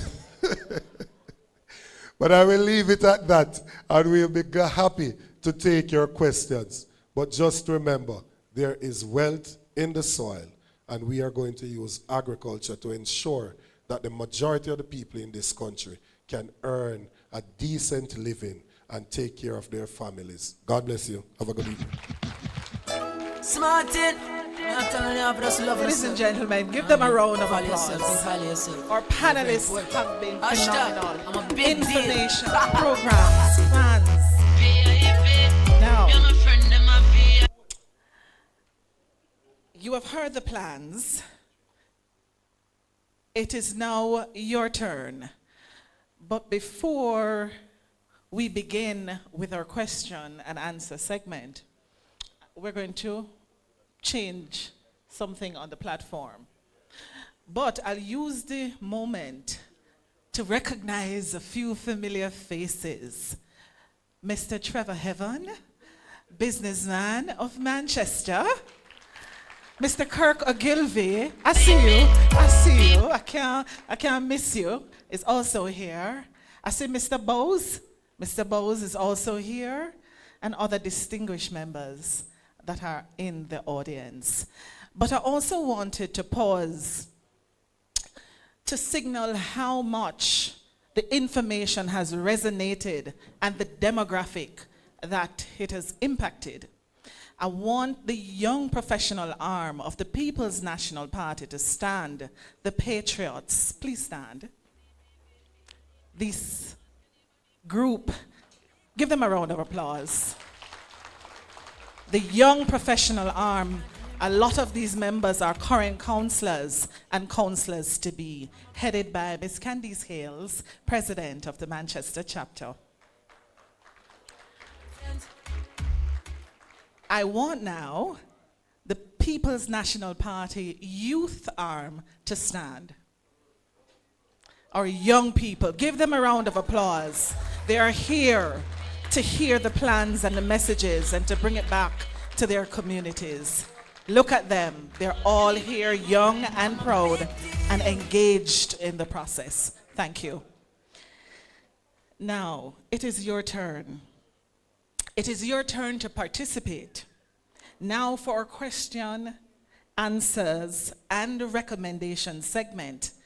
This is, in fact, a response to the presentations outlined with our presenters, them being able to respond accordingly, ensuring that you're not only informed, but are aligned with a correct reflection of any information relevant to the next administration's plans for action.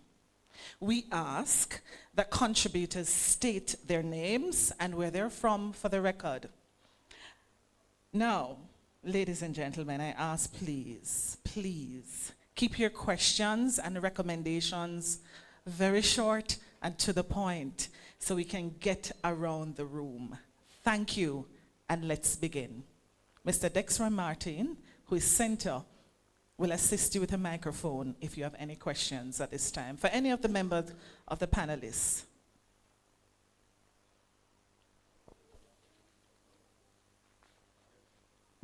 Testing. Testing.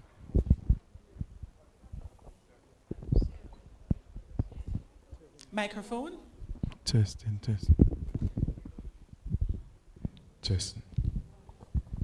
Hi, good evening. My name is Sheree Lambert.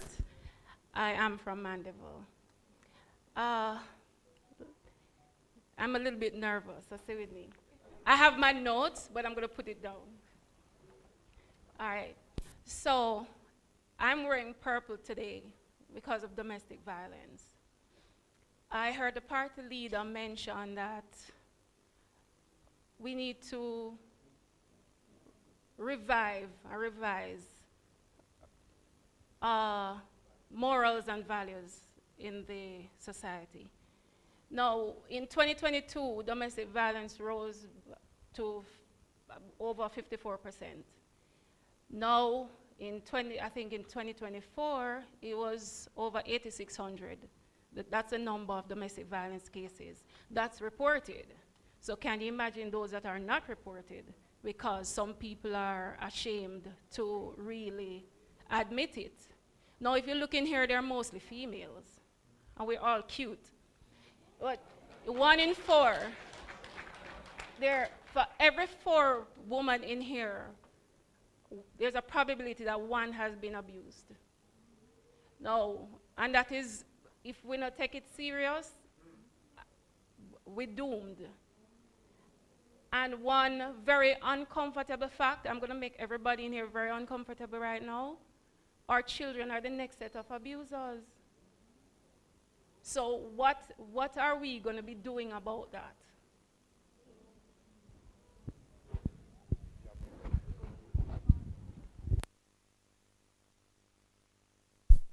Yeah. Thank you for that question. Yeah, it's a very difficult and sensitive topic, as you have said. I think you have to tackle these kind of cultural problems that we have from in a multifaceted, a kind of holistic approach.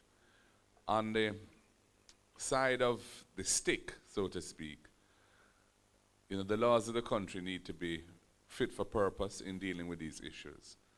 And, you know, I was on a committee of parliament, a joint select committee that reviewed the Domestic Violence Act, the Sexual Offences Act, the Child Care and Protection Act, and one other. And we submitted a report which said that there should be further review and examination of the issue of domestic violence in particular, because we were covering such a wide range of issues to do with sexual offenses and so on. We didn't have a chance to really focus on domestic violence. That committee must have been over 5 years ago. We're just now hearing about a committee which was appointed but has really been fairly dormant to look at the Domestic Violence Act.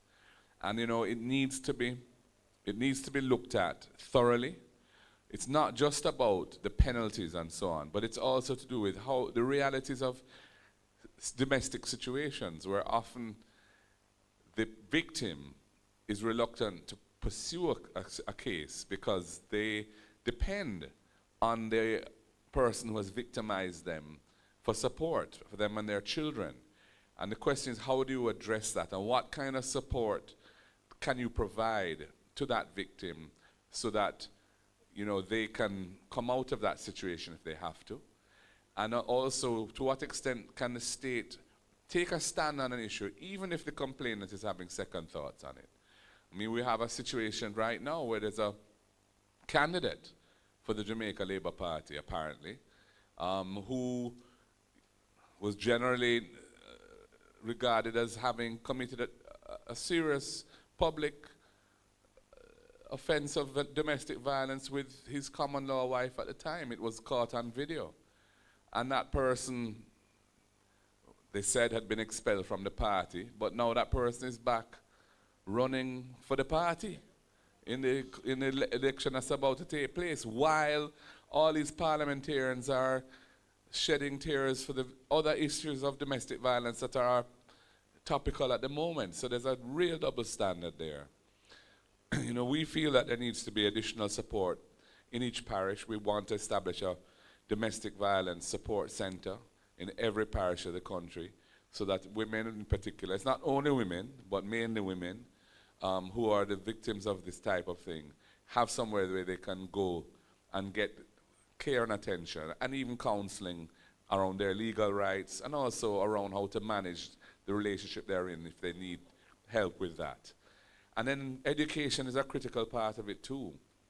You know, I think that we need to have appropriate guidance in schools that all of our students at the appropriate age are exposed to, that really teaches them that this is not an acceptable way of addressing conflicts in relationships, and that people must find other ways of dealing with these situations rather than resorting to hitting or hurting somebody who they're in a relationship with. And if we can get that change at the younger levels, at the, hopefully as they grow up, they will themselves put into practice what they would have learned, and even influence their parents as well with what they have learned. There were two bills that that have been tabled in Parliament in the name of the former Prime Minister Portia Simpson Miller at the beginning of 2016, I think it was, or the end of 2015, which sought to impose higher penalties, give the court a jurisdiction to give a serious uplift on a penalty where the victim of violence was a woman or a child. Nothing has been done about that. We lost the election before that legislation could be passed, and it has just laid dormant there. So I think it's an issue you have to tackle in many different ways. It's a cultural issue. You have to deal with it in that way as well, from the law enforcement side, from the cultural re-engineering side, and from the support to victims side as well. And we're committed to trying to really move the needle forward in that by looking at it holistically and really putting some emphasis beside each angle on it that needs to be given care and attention for us to make change. But thank you for your question.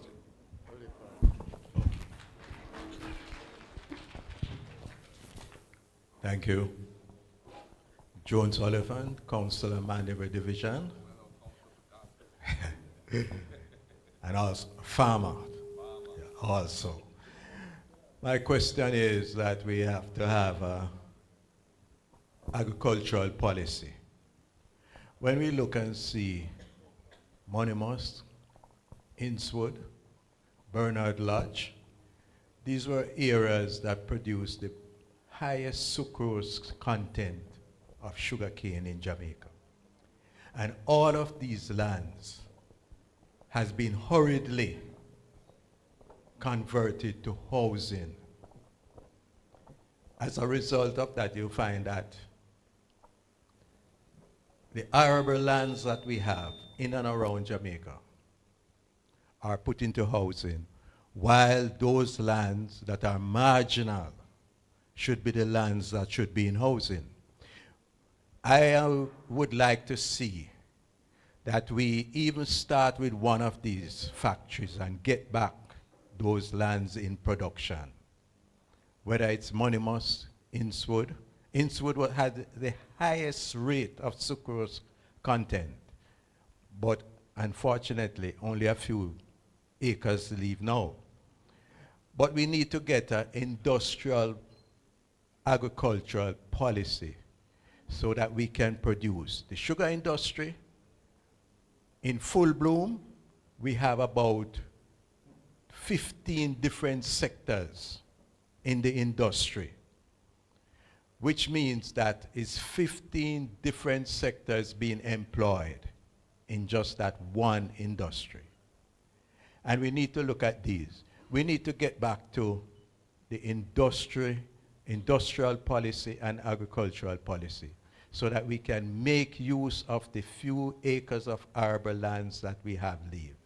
And Mr. Agriculture, I want you to pursue this, sir, so that we can have better life for our people in these areas. When sugar is running in Monimus, we know that down Clarendon, everything is good. Innswood, the same. Bernard Lodge has been converted or want to be converted to a city. That's concrete. Our people need food to eat. We cannot eat concrete. And if we go on that way, what's going to happen is that we're going to still have to be importing food. So look at it, Minister. Well, I'm going to hand, I don't know if you want to say any response. One thing I would say, though, is that I was very encouraged when I met with a group of investors who were looking at investing in Monimus to revive it as a sugar-producing entity. These were a group of investors from Guyana, India, and North America who were forming a consortium to do that. I mean, as we've seen from the history of the sugar industry, it's been very challenging economically to grow sugar and produce sugar, rather, efficiently in Jamaica. One and two private entities have been able to do that. But if we can get people who really understand the industry to invest in it, then there are opportunities to revive aspects of it. But maybe some of the former sugar lands can be eventually put into other types of production as well. So, it's something we have to look at in a very cold and analytical way. But I was very encouraged to find that there were these people who were, and in fact, they are trying to get the access to those lands so they can make their investment. Yeah. Next question. Yes, good night, everyone. Let me greet the panelists and the moderator. My name is Sherlock Robinson from Northeast Manchester. I have a concern here where, just to backtrack a bit, where it concerns to violence against women and children. Yes, we have heard all the protests and all the things going for the women, but what are we going to do for the men to help them to change the thought process or change the way they act towards women? Because I think if we can also help the men, then that will also help to combat and to allow this thing to go away, maybe not immediately, but try to have maybe some town halls meeting or in the schools or in the church at a football match where we can, spread the message to the men. Because I think most time these men, they listen to a lot of music and they're not hearing all this that has been said on the news, either in the printed media or the electronic media.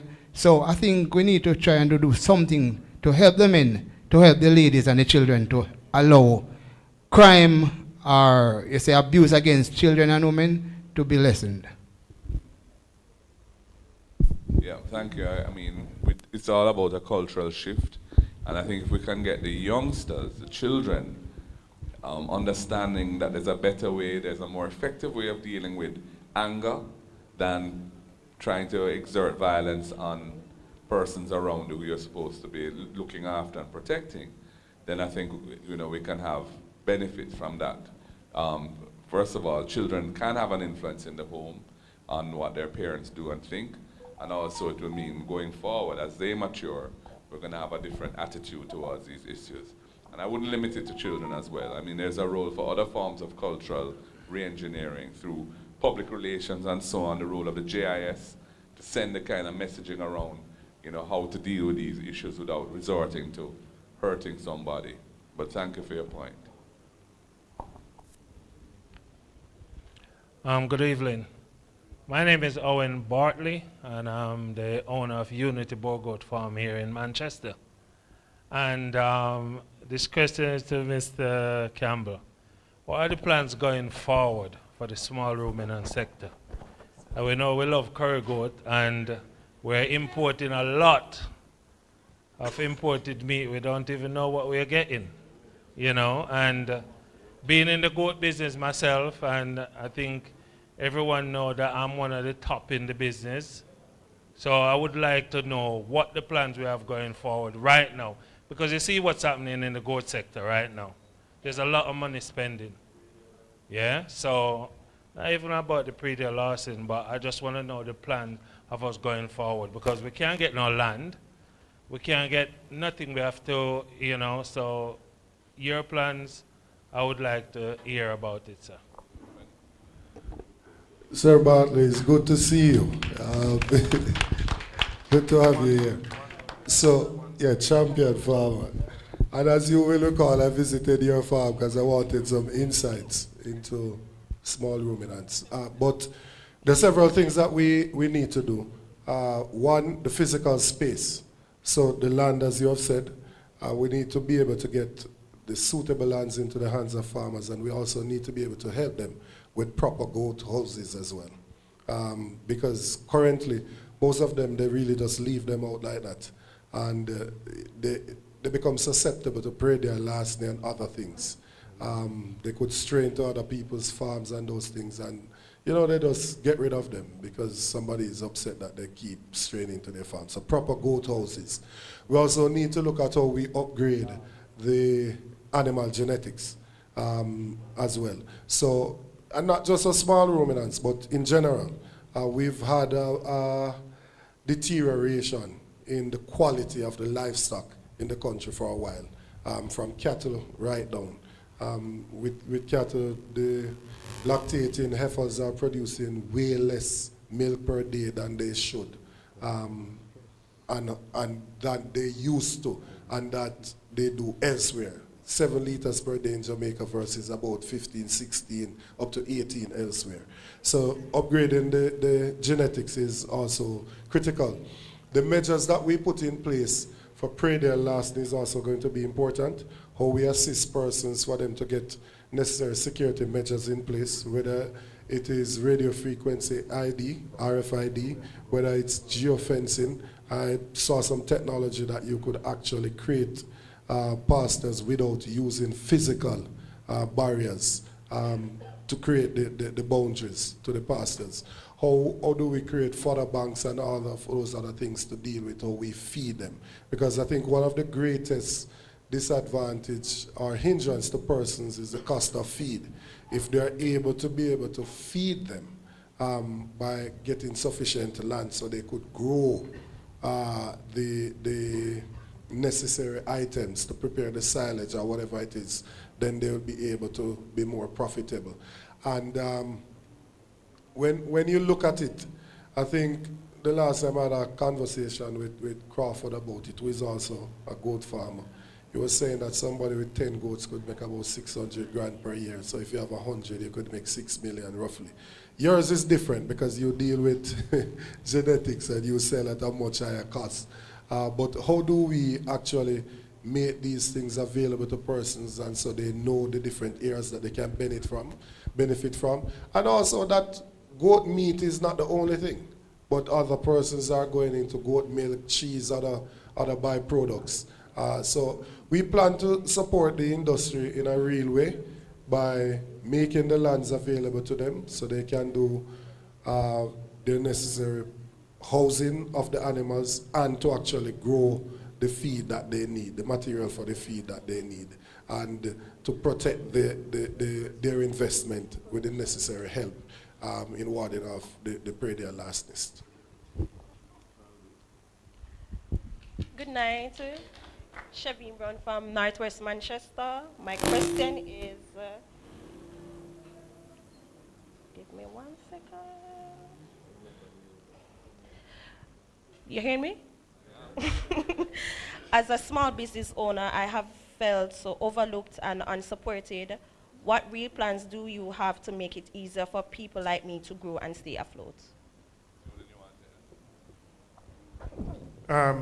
I neglected to mention this in my presentation, but for the small business sector, we plan to implement 3-year tax relief for new companies that are established, so they won't have to pay corporate income tax for the first 3 years.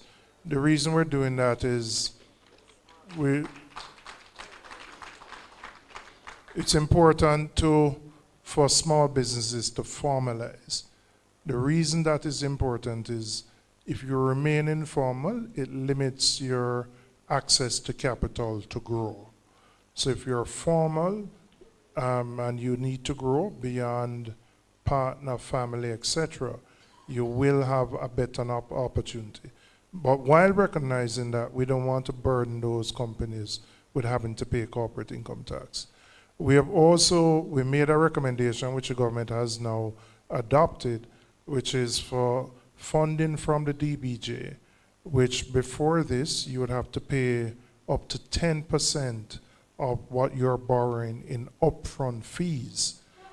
We lobbied and pressured the government to reverse that so that those fees are now incorporated into the loanable amount and you pay that back over a period of time.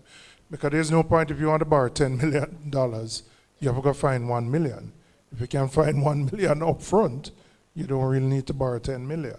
So we are going to implement those changes to facilitate and make it easier for businesses like yourself to access capital.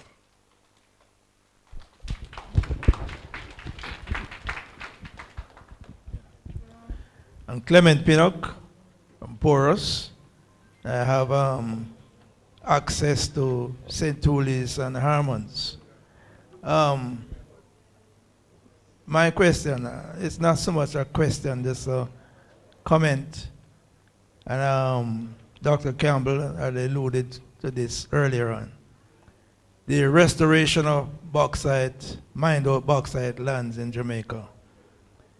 I would love for the next PNP administration to emphasize and to make it as a policy to see that these mined out bauxite lands are restored early after mining is done, so that lands can be made more available to the farmers of this country. And because that is one of the problems, not having access to land. And it's, apart from such a disgraceful look, and it is dangerous as well. So these mined out holes, and they are there for years. I would love to see the next administration, which will be formed by the People's National Party, to see to it that these lands are reclaimed and made available to the farmers of Jamaica. Thank you very much.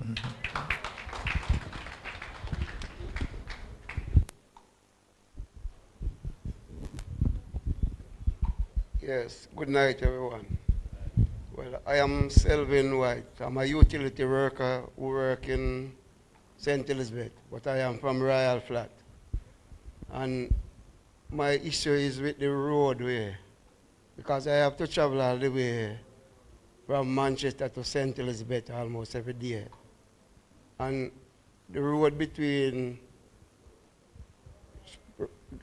New Greenville roundabout to Spurchie is very bad. And from Lackover to Black River, whenever rainfall is a great delay for us to get to work. So I want to know what will be done for the road network in these 2 areas. Well, the man that just handed me the mic has to tell me how much money I have to spend first. You know, the challenge that we have is that this current administration concentrates on the Prime Minister trying to build his own legacy in building just highways and forgetting what I would refer to as the interland. Right? So the issue, the particular issue that we have now with that stretch of roadway, especially from Greenville roundabout, say, let us say to gutters, that should have been done in a program that was set out by then Prime Minister Portia Simpson Miller, which would then have gone from Spurtree into southern Manchester. Total rehabilitation from Greenville to Spurtree and then down into southern Manchester. Once the 2016 election came, all of that program was shelved by this administration. Now, the piece from Spurtree back to Greenville should have been a part of the Spark program.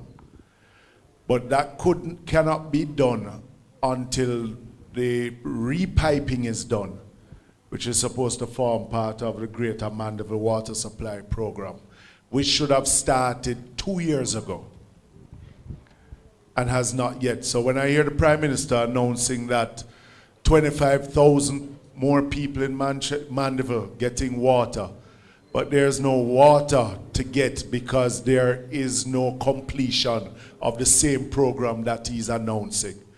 So we have found him going around the island cutting ribbons for unfinished projects. That has been his hallmark. He did it with the Southern Coastal Highway because up to now, the piece from Harborview to Yallas has not yet been handed over to the National Works Agency, but yet still he had cut the ribbon about a year and a half ago, announcing before the local government election. What I can guarantee to you is, as I said in my presentation, is that we will be looking at a road maintenance fund. I don't see this current administration fixing that section of, because already the Prime Minister is speaking about the next leg of the Highway 2000, which is supposed to go to Black River. I mean, just last week I heard that there's a shift in where it is supposed to go. It's supposed to pass from Williamsfield through Mile Gully. Then I hear it is supposed to go southern through Clarendon, South Manchester, southern St. Elizabeth to Black River. Now I'm hearing another from Spurtree down. So we are uncertain. But what we want to do is working, as I said, with the municipal corporation in finding the best financial source to be able to maintain our roadways.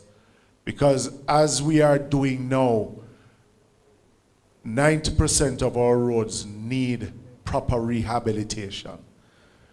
The National Works Agency would need about $1 trillion to do such rehabilitation. Central government will not be able to find that money. So we have to find a way in how it is, as we propose, into a road maintenance fund. But at the meantime, the more than $5 billion that is spent now is too inadequate. So we'll have to find a way in how it is that we finance it. But we can't continue doing it the way we are doing it now and expect persons to be happy with the results that they're getting.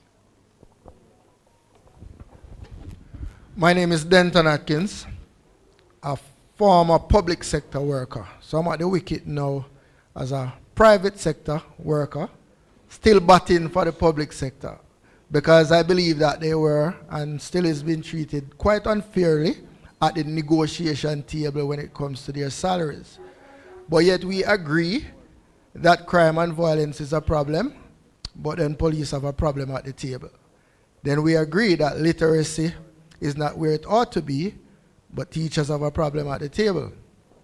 Then we under-equip the hospitals, and then we don't agree that nurses and doctors are to go up some more on the table.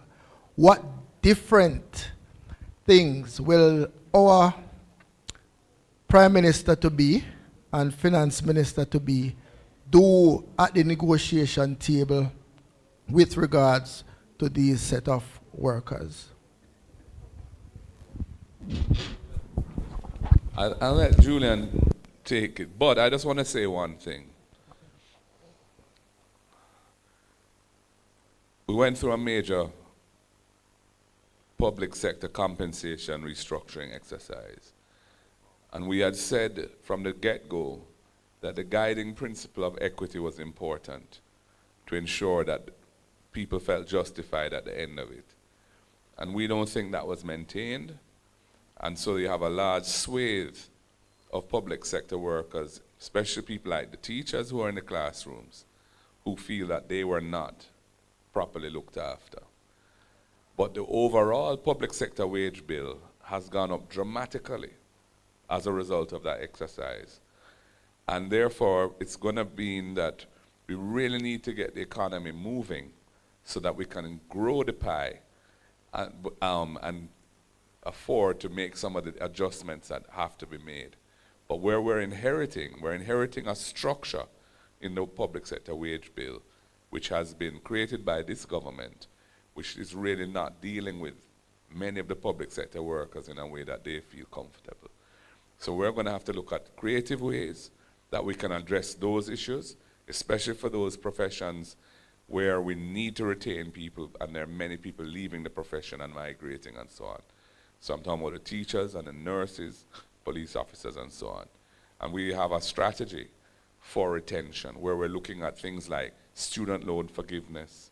We're looking at things like prioritizing access to housing for them and things like setting up the staff room facilities so they're more comfortable in the workplace, the tax coming off of the tablets and so on, and the laptops, a raft of things that we have looked at to try and make their life better until we are able to readjust again and recalibrate that wage, the way in which the wage profile works, so that those who weren't properly looked after are looked after.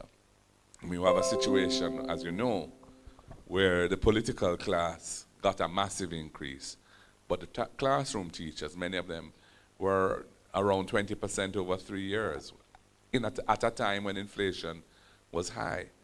So it really has not been fair. It was not done in the way it should have been done. It created a lot of bitterness and anxiety. So we're going to have to take our time and work our way out of that. Julian, I don't know if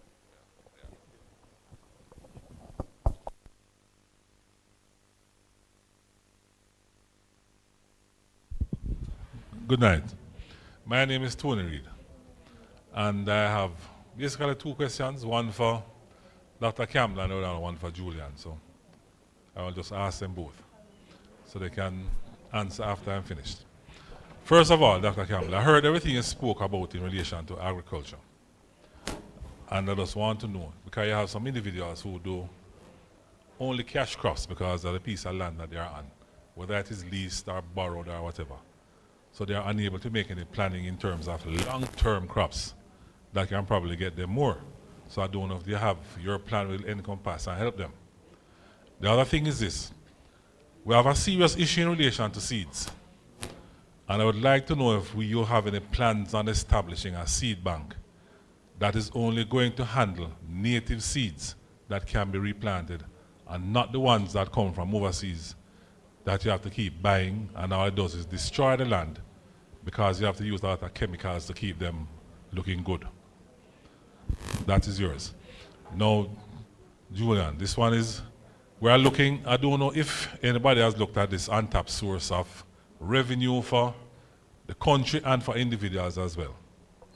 When I was in the work world, we had proposed to the then government at the time a plan to increase national income, national insurance.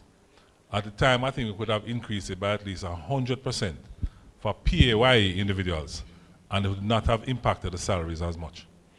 But the situation we have now is that there are a number of people out there working who have no idea that they can pay into the national insurance. And I'm speaking of people who are just doing maybe weeding. You see them with them chainsaw or the whacker on the road. And I don't know if you have a plan to capture all of these people, because it is an untapped source that can help the government. And just to let them know that even if you pay more, at the end of the day, that means you'll be getting back more from NIs. Well, in relation to your first question, getting land into the hands of the farmers is one of the things that I spoke to. Because most small farmers in Jamaica currently, or most farmers in Jamaica currently are considered small farmers. 80% of them are on less than 5 acres. And most of the times, it's even less than 2. So the first thing is to, as I said, do the inventory, identify the arable lands, and then make it available to them at the appropriate rate. And some mechanism put in place if somebody has the lease and they're not putting the land on a production after a certain period of time, you can take it back from that individual and give it to somebody who is serious about farming. 2, adapting to newer technologies, right? So if you only have a small piece of land and you don't want to move anywhere, maybe you have to entertain using a greenhouse or using hydroponics or something so you can increase your production and your productivity, right? Because you do have technology affords you to be able to do these things in smaller spaces and still be productive. In terms of the seed bank, it's an absolute priority. We have to use the tertiary institutions, case the university, and also the different research stations. So research and development is going to be a critical part of what we do.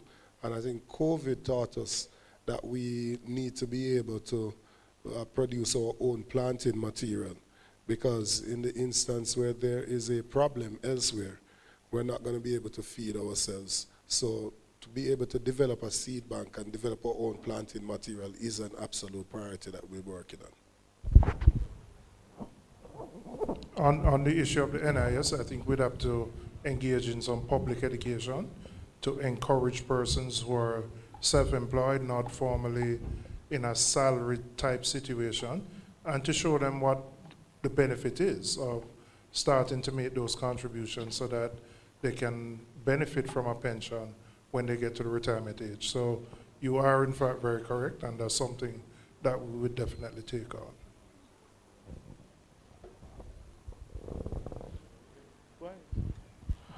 Hi, good evening, everyone. I'm Dane Thomas, pharmacist, Gateway Pharmacy, business owner. And my question is primarily about healthcare. And you know, they say that your health is the greatest wealth, right? Now, my concern is this, that we have noticed recently that there is drug shortage in the pharmacies, especially for those persons who are on drug for the elderly, that's the JADA program. And there is a major drug shortage as in that regard. Additionally, I'm also looking at the National Health Fund and how the coverage of the National Health Fund is, because drugs are very expensive, and the Health Fund is providing coverage for those medications. However, is there any plans to expand the coverage of the National Health Fund in terms of the amount of money that it covers for each medication? Because we find that a lot of persons, when they come to the pharmacies, they do have difficulties. Sometimes they find difficulties in paying for their medications. And my biggest concern is that not only do patients come and buy medications, part of it, but they don't come back and get the rest. Now, if someone is not taking their medications correctly or taking the medication until it is finished, then it wouldn't make any sense to start taking the medication in the first place, because they would not be getting it better. So my question is, in terms of the drug for the elderly program, is there any plans to revamp that program? I know that the present government is looking at a revamping of it, whereby they're asking us, the pharmacy owners, to pay for the medications, which normally it is normally done, is normally provided by the government to us, because the JADA program is a program that whereby the pharmacies basically provide that service to those who are over 65. Now they're now asking us, based on what they're asking us to do, is to buy the medications and then give it back to the patient for $40, and then they will pay us back based on the amount of medication that we sell. Now, I don't know if that is really viable, and if you guys are aware of this, and if there are any plans to change this. Also, as a lot of questions I have to ask once, I'm sorry about that. Another thing I want to ask is, or look at, are there any studies, or were there any studies done to show that the viability of free healthcare in Jamaica, and is free healthcare making our population more healthy? Is it helping in any way at all? That's a concern of mine, because even though we have free healthcare, there are so many sick persons out there that do not have access to medications. And so I'm not sure how helpful it is, and is there a need to provide more social work in our healthcare, because I think that is grossly short, and so we need to look at that some more. I have more questions, but I'll leave it right there. The spokesperson for health is not here, but I'll substitute. I think when you're approaching these problems, you have to look at how you deal with the immediate problem, but you have to look at more medium and long-term solution as well. So the immediate problem is obviously you're trying to see how many illnesses you can get coverage for and how you can expand the coverage. But no country is going to be able to sustain that if you're not decreasing the incidence of the different illnesses. So a part of what the leader said in his presentation at the outset is that we have to look at screening, a proper national screening program, so you can detect these things earlier and you can intervene. Because what it takes to treat someone and we say pre-diabetic and to prevent them, as opposed to somebody who has diabetes and is now suffering from the different sequelae, whether it's a heart attack, a stroke, or whatever it is. So the plan has to be how we increase the screening and focus on primary level health care.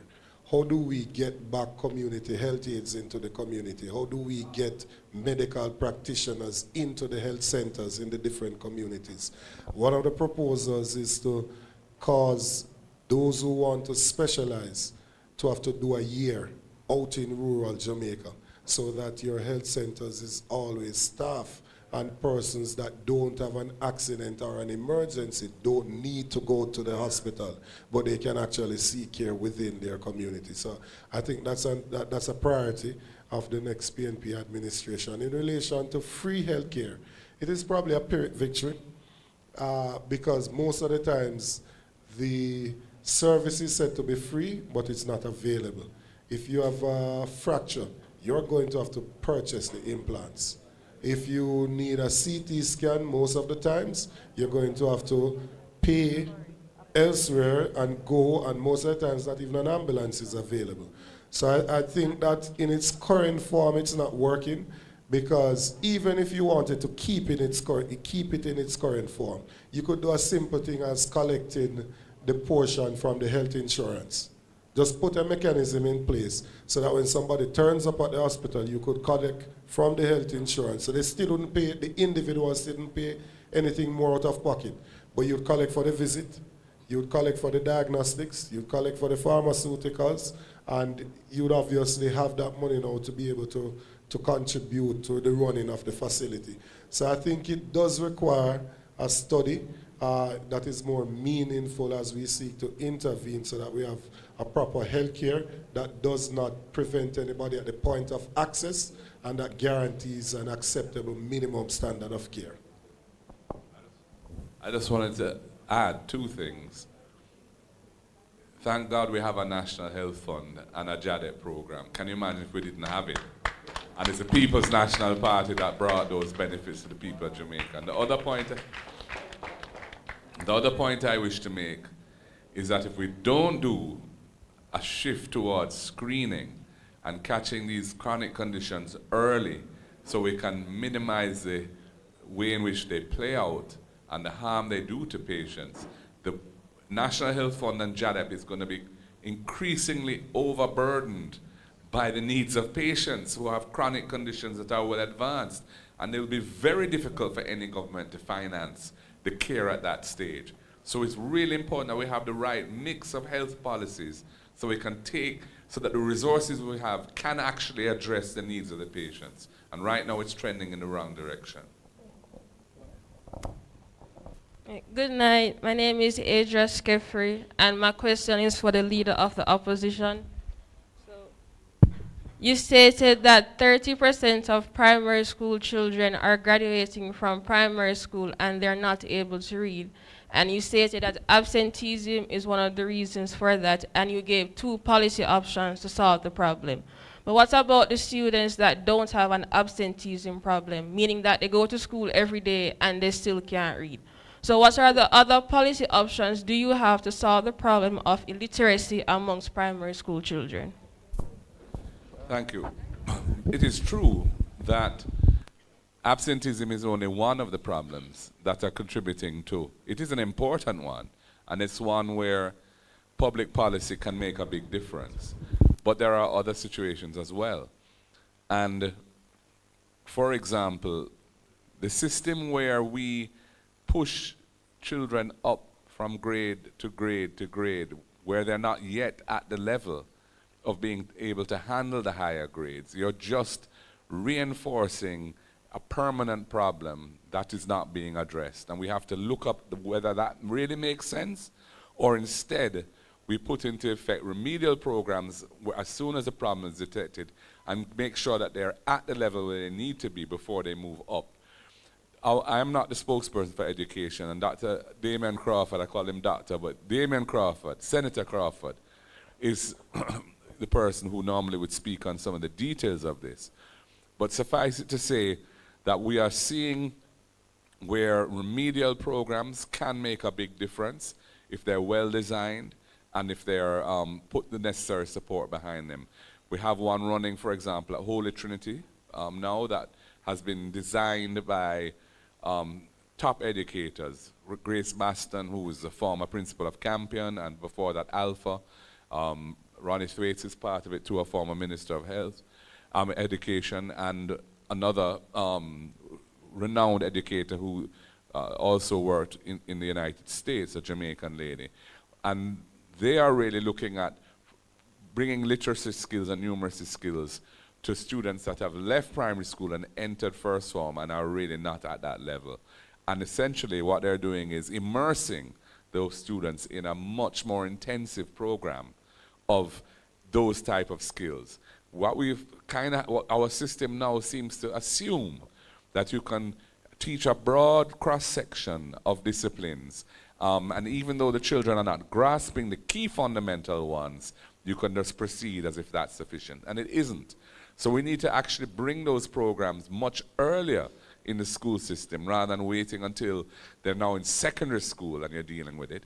You need to deal with it as soon as it starts to manifest and ensure that the time is being spent on the basics when the basics ought to be learned.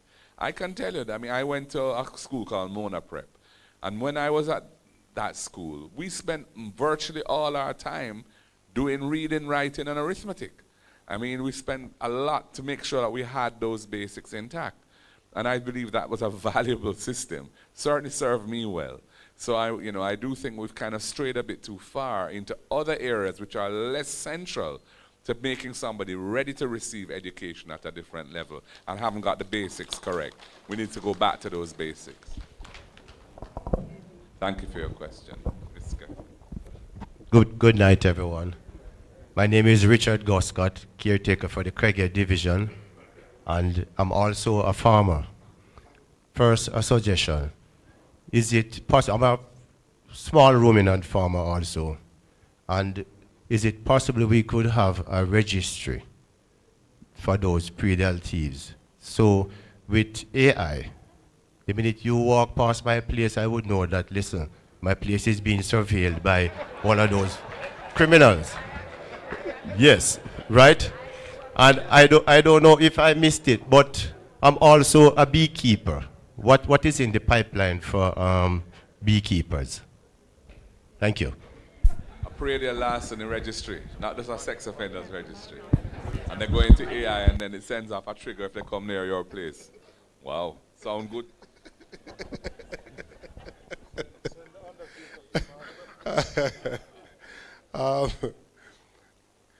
As I said, we're looking at how we can increase security to our farmers by helping them with some of the things that they need, and by allowing the legislation to also assist them.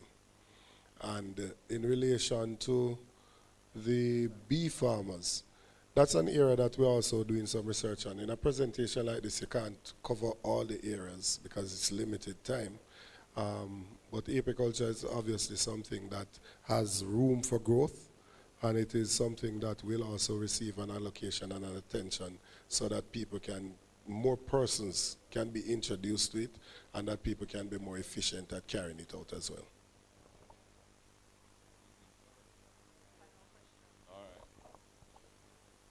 All right. Final question. Hi, good night. My name is Alexandra Lavanda, and I have a question.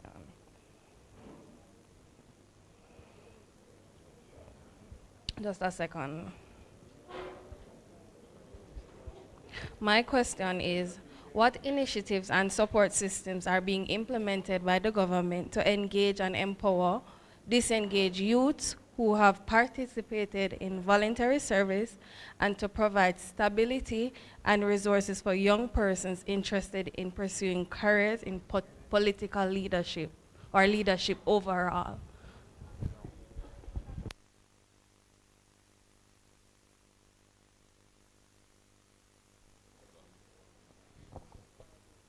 Unattached youths. Well, our approach to dealing with Jamaica's crime monster is to have a balanced approach.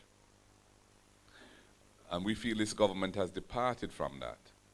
And it has created a lot of problems. And we had basically 7 to 8 years of much elevated murder rate because of the poor policies of this government, where they were insisting on trying to use states of emergency, which were not designed as a way of reducing crime through holding criminals accountable by proper investigation and prosecution, but really is a mechanism to defend the state from being subverted in an emergency. And they were trying to deploy it as a kind of wide-scale curfew.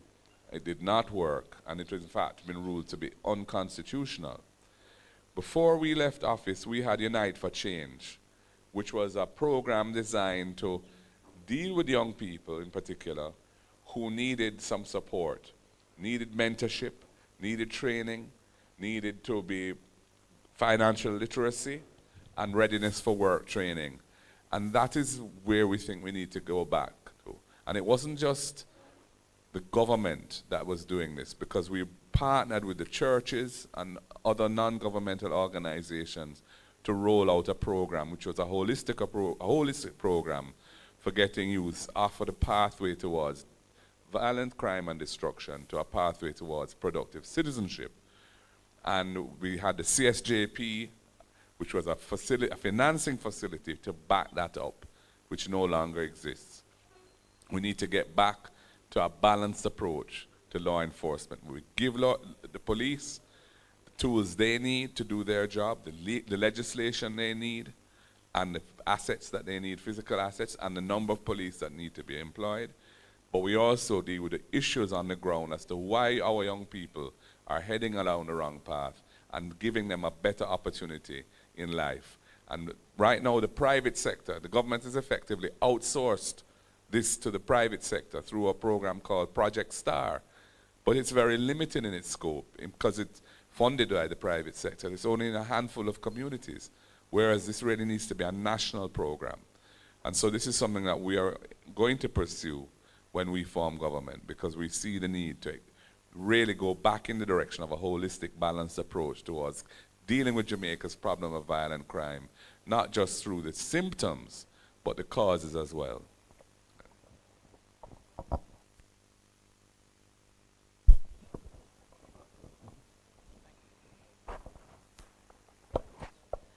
All right, what a time, what a time. We have a strategy for the retention of teachers. As an educator, that struck a note with me, party leader, and I thank you for having our teachers in mind.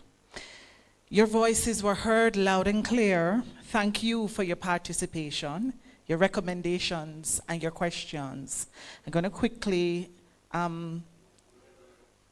highlight a few familiar faces. Is that Mrs. Heather Murray, former principal of Hampton High School, with us? Nice to see you, Mrs. Murray. I see Dane Thomas, Gateway Pharmacy. Mr. Reed, I see you, Young Women and Men of Purpose. Miss Millicent Price, Patricia Elliott, Miss Fraser. I see you. That's the Women's Movement of the People's National Party. Mr. Golding, party leader, you still want to do your closing remarks? 2 minutes. Tomorrow is Labor Day, so we're all going to be very busy tomorrow, right? So all I'm going to say is thank you, everybody, for coming. Thank you for your participation, in particular in the question and answer section, and your suggestions as well. It's been very useful for us, very interesting, and I hope you found it worthwhile. And we look forward to doing more of these as time goes by. God bless. All right, so I'll hand over now for a quick vote of thanks from MP in waiting, Mr. Valentin Wint.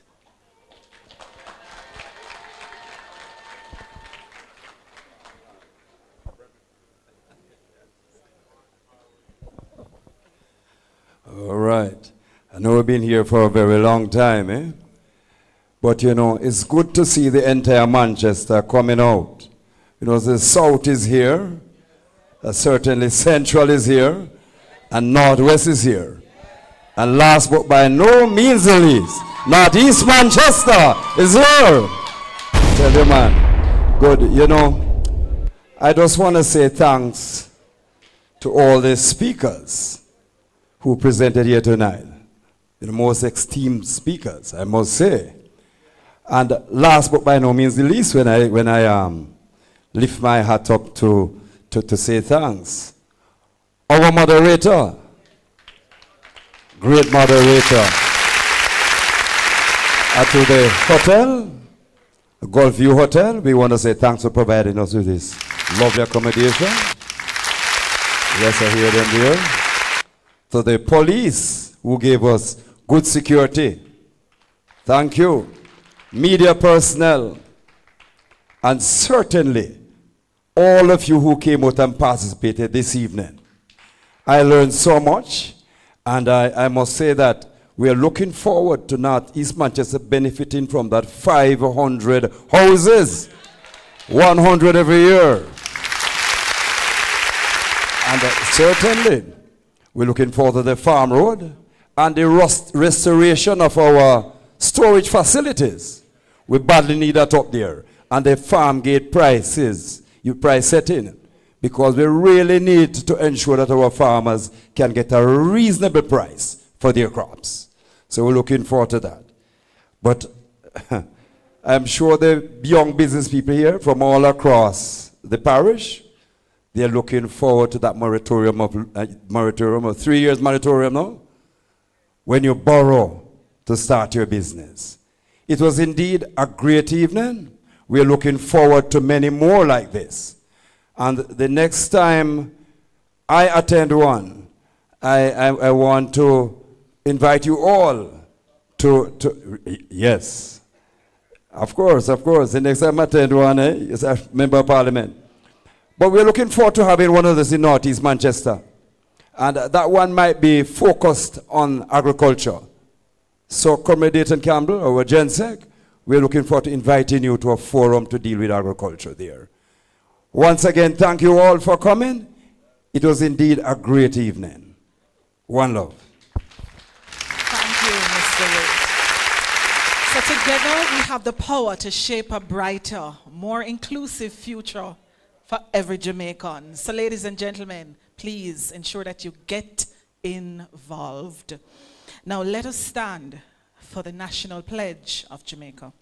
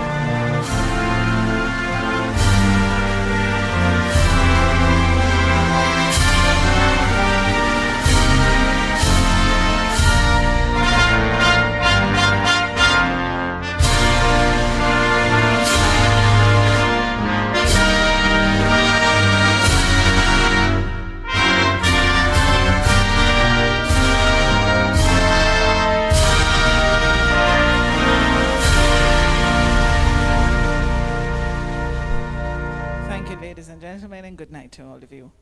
Just a reminder, Belfield Divisional Conference is June 1st at Belfield.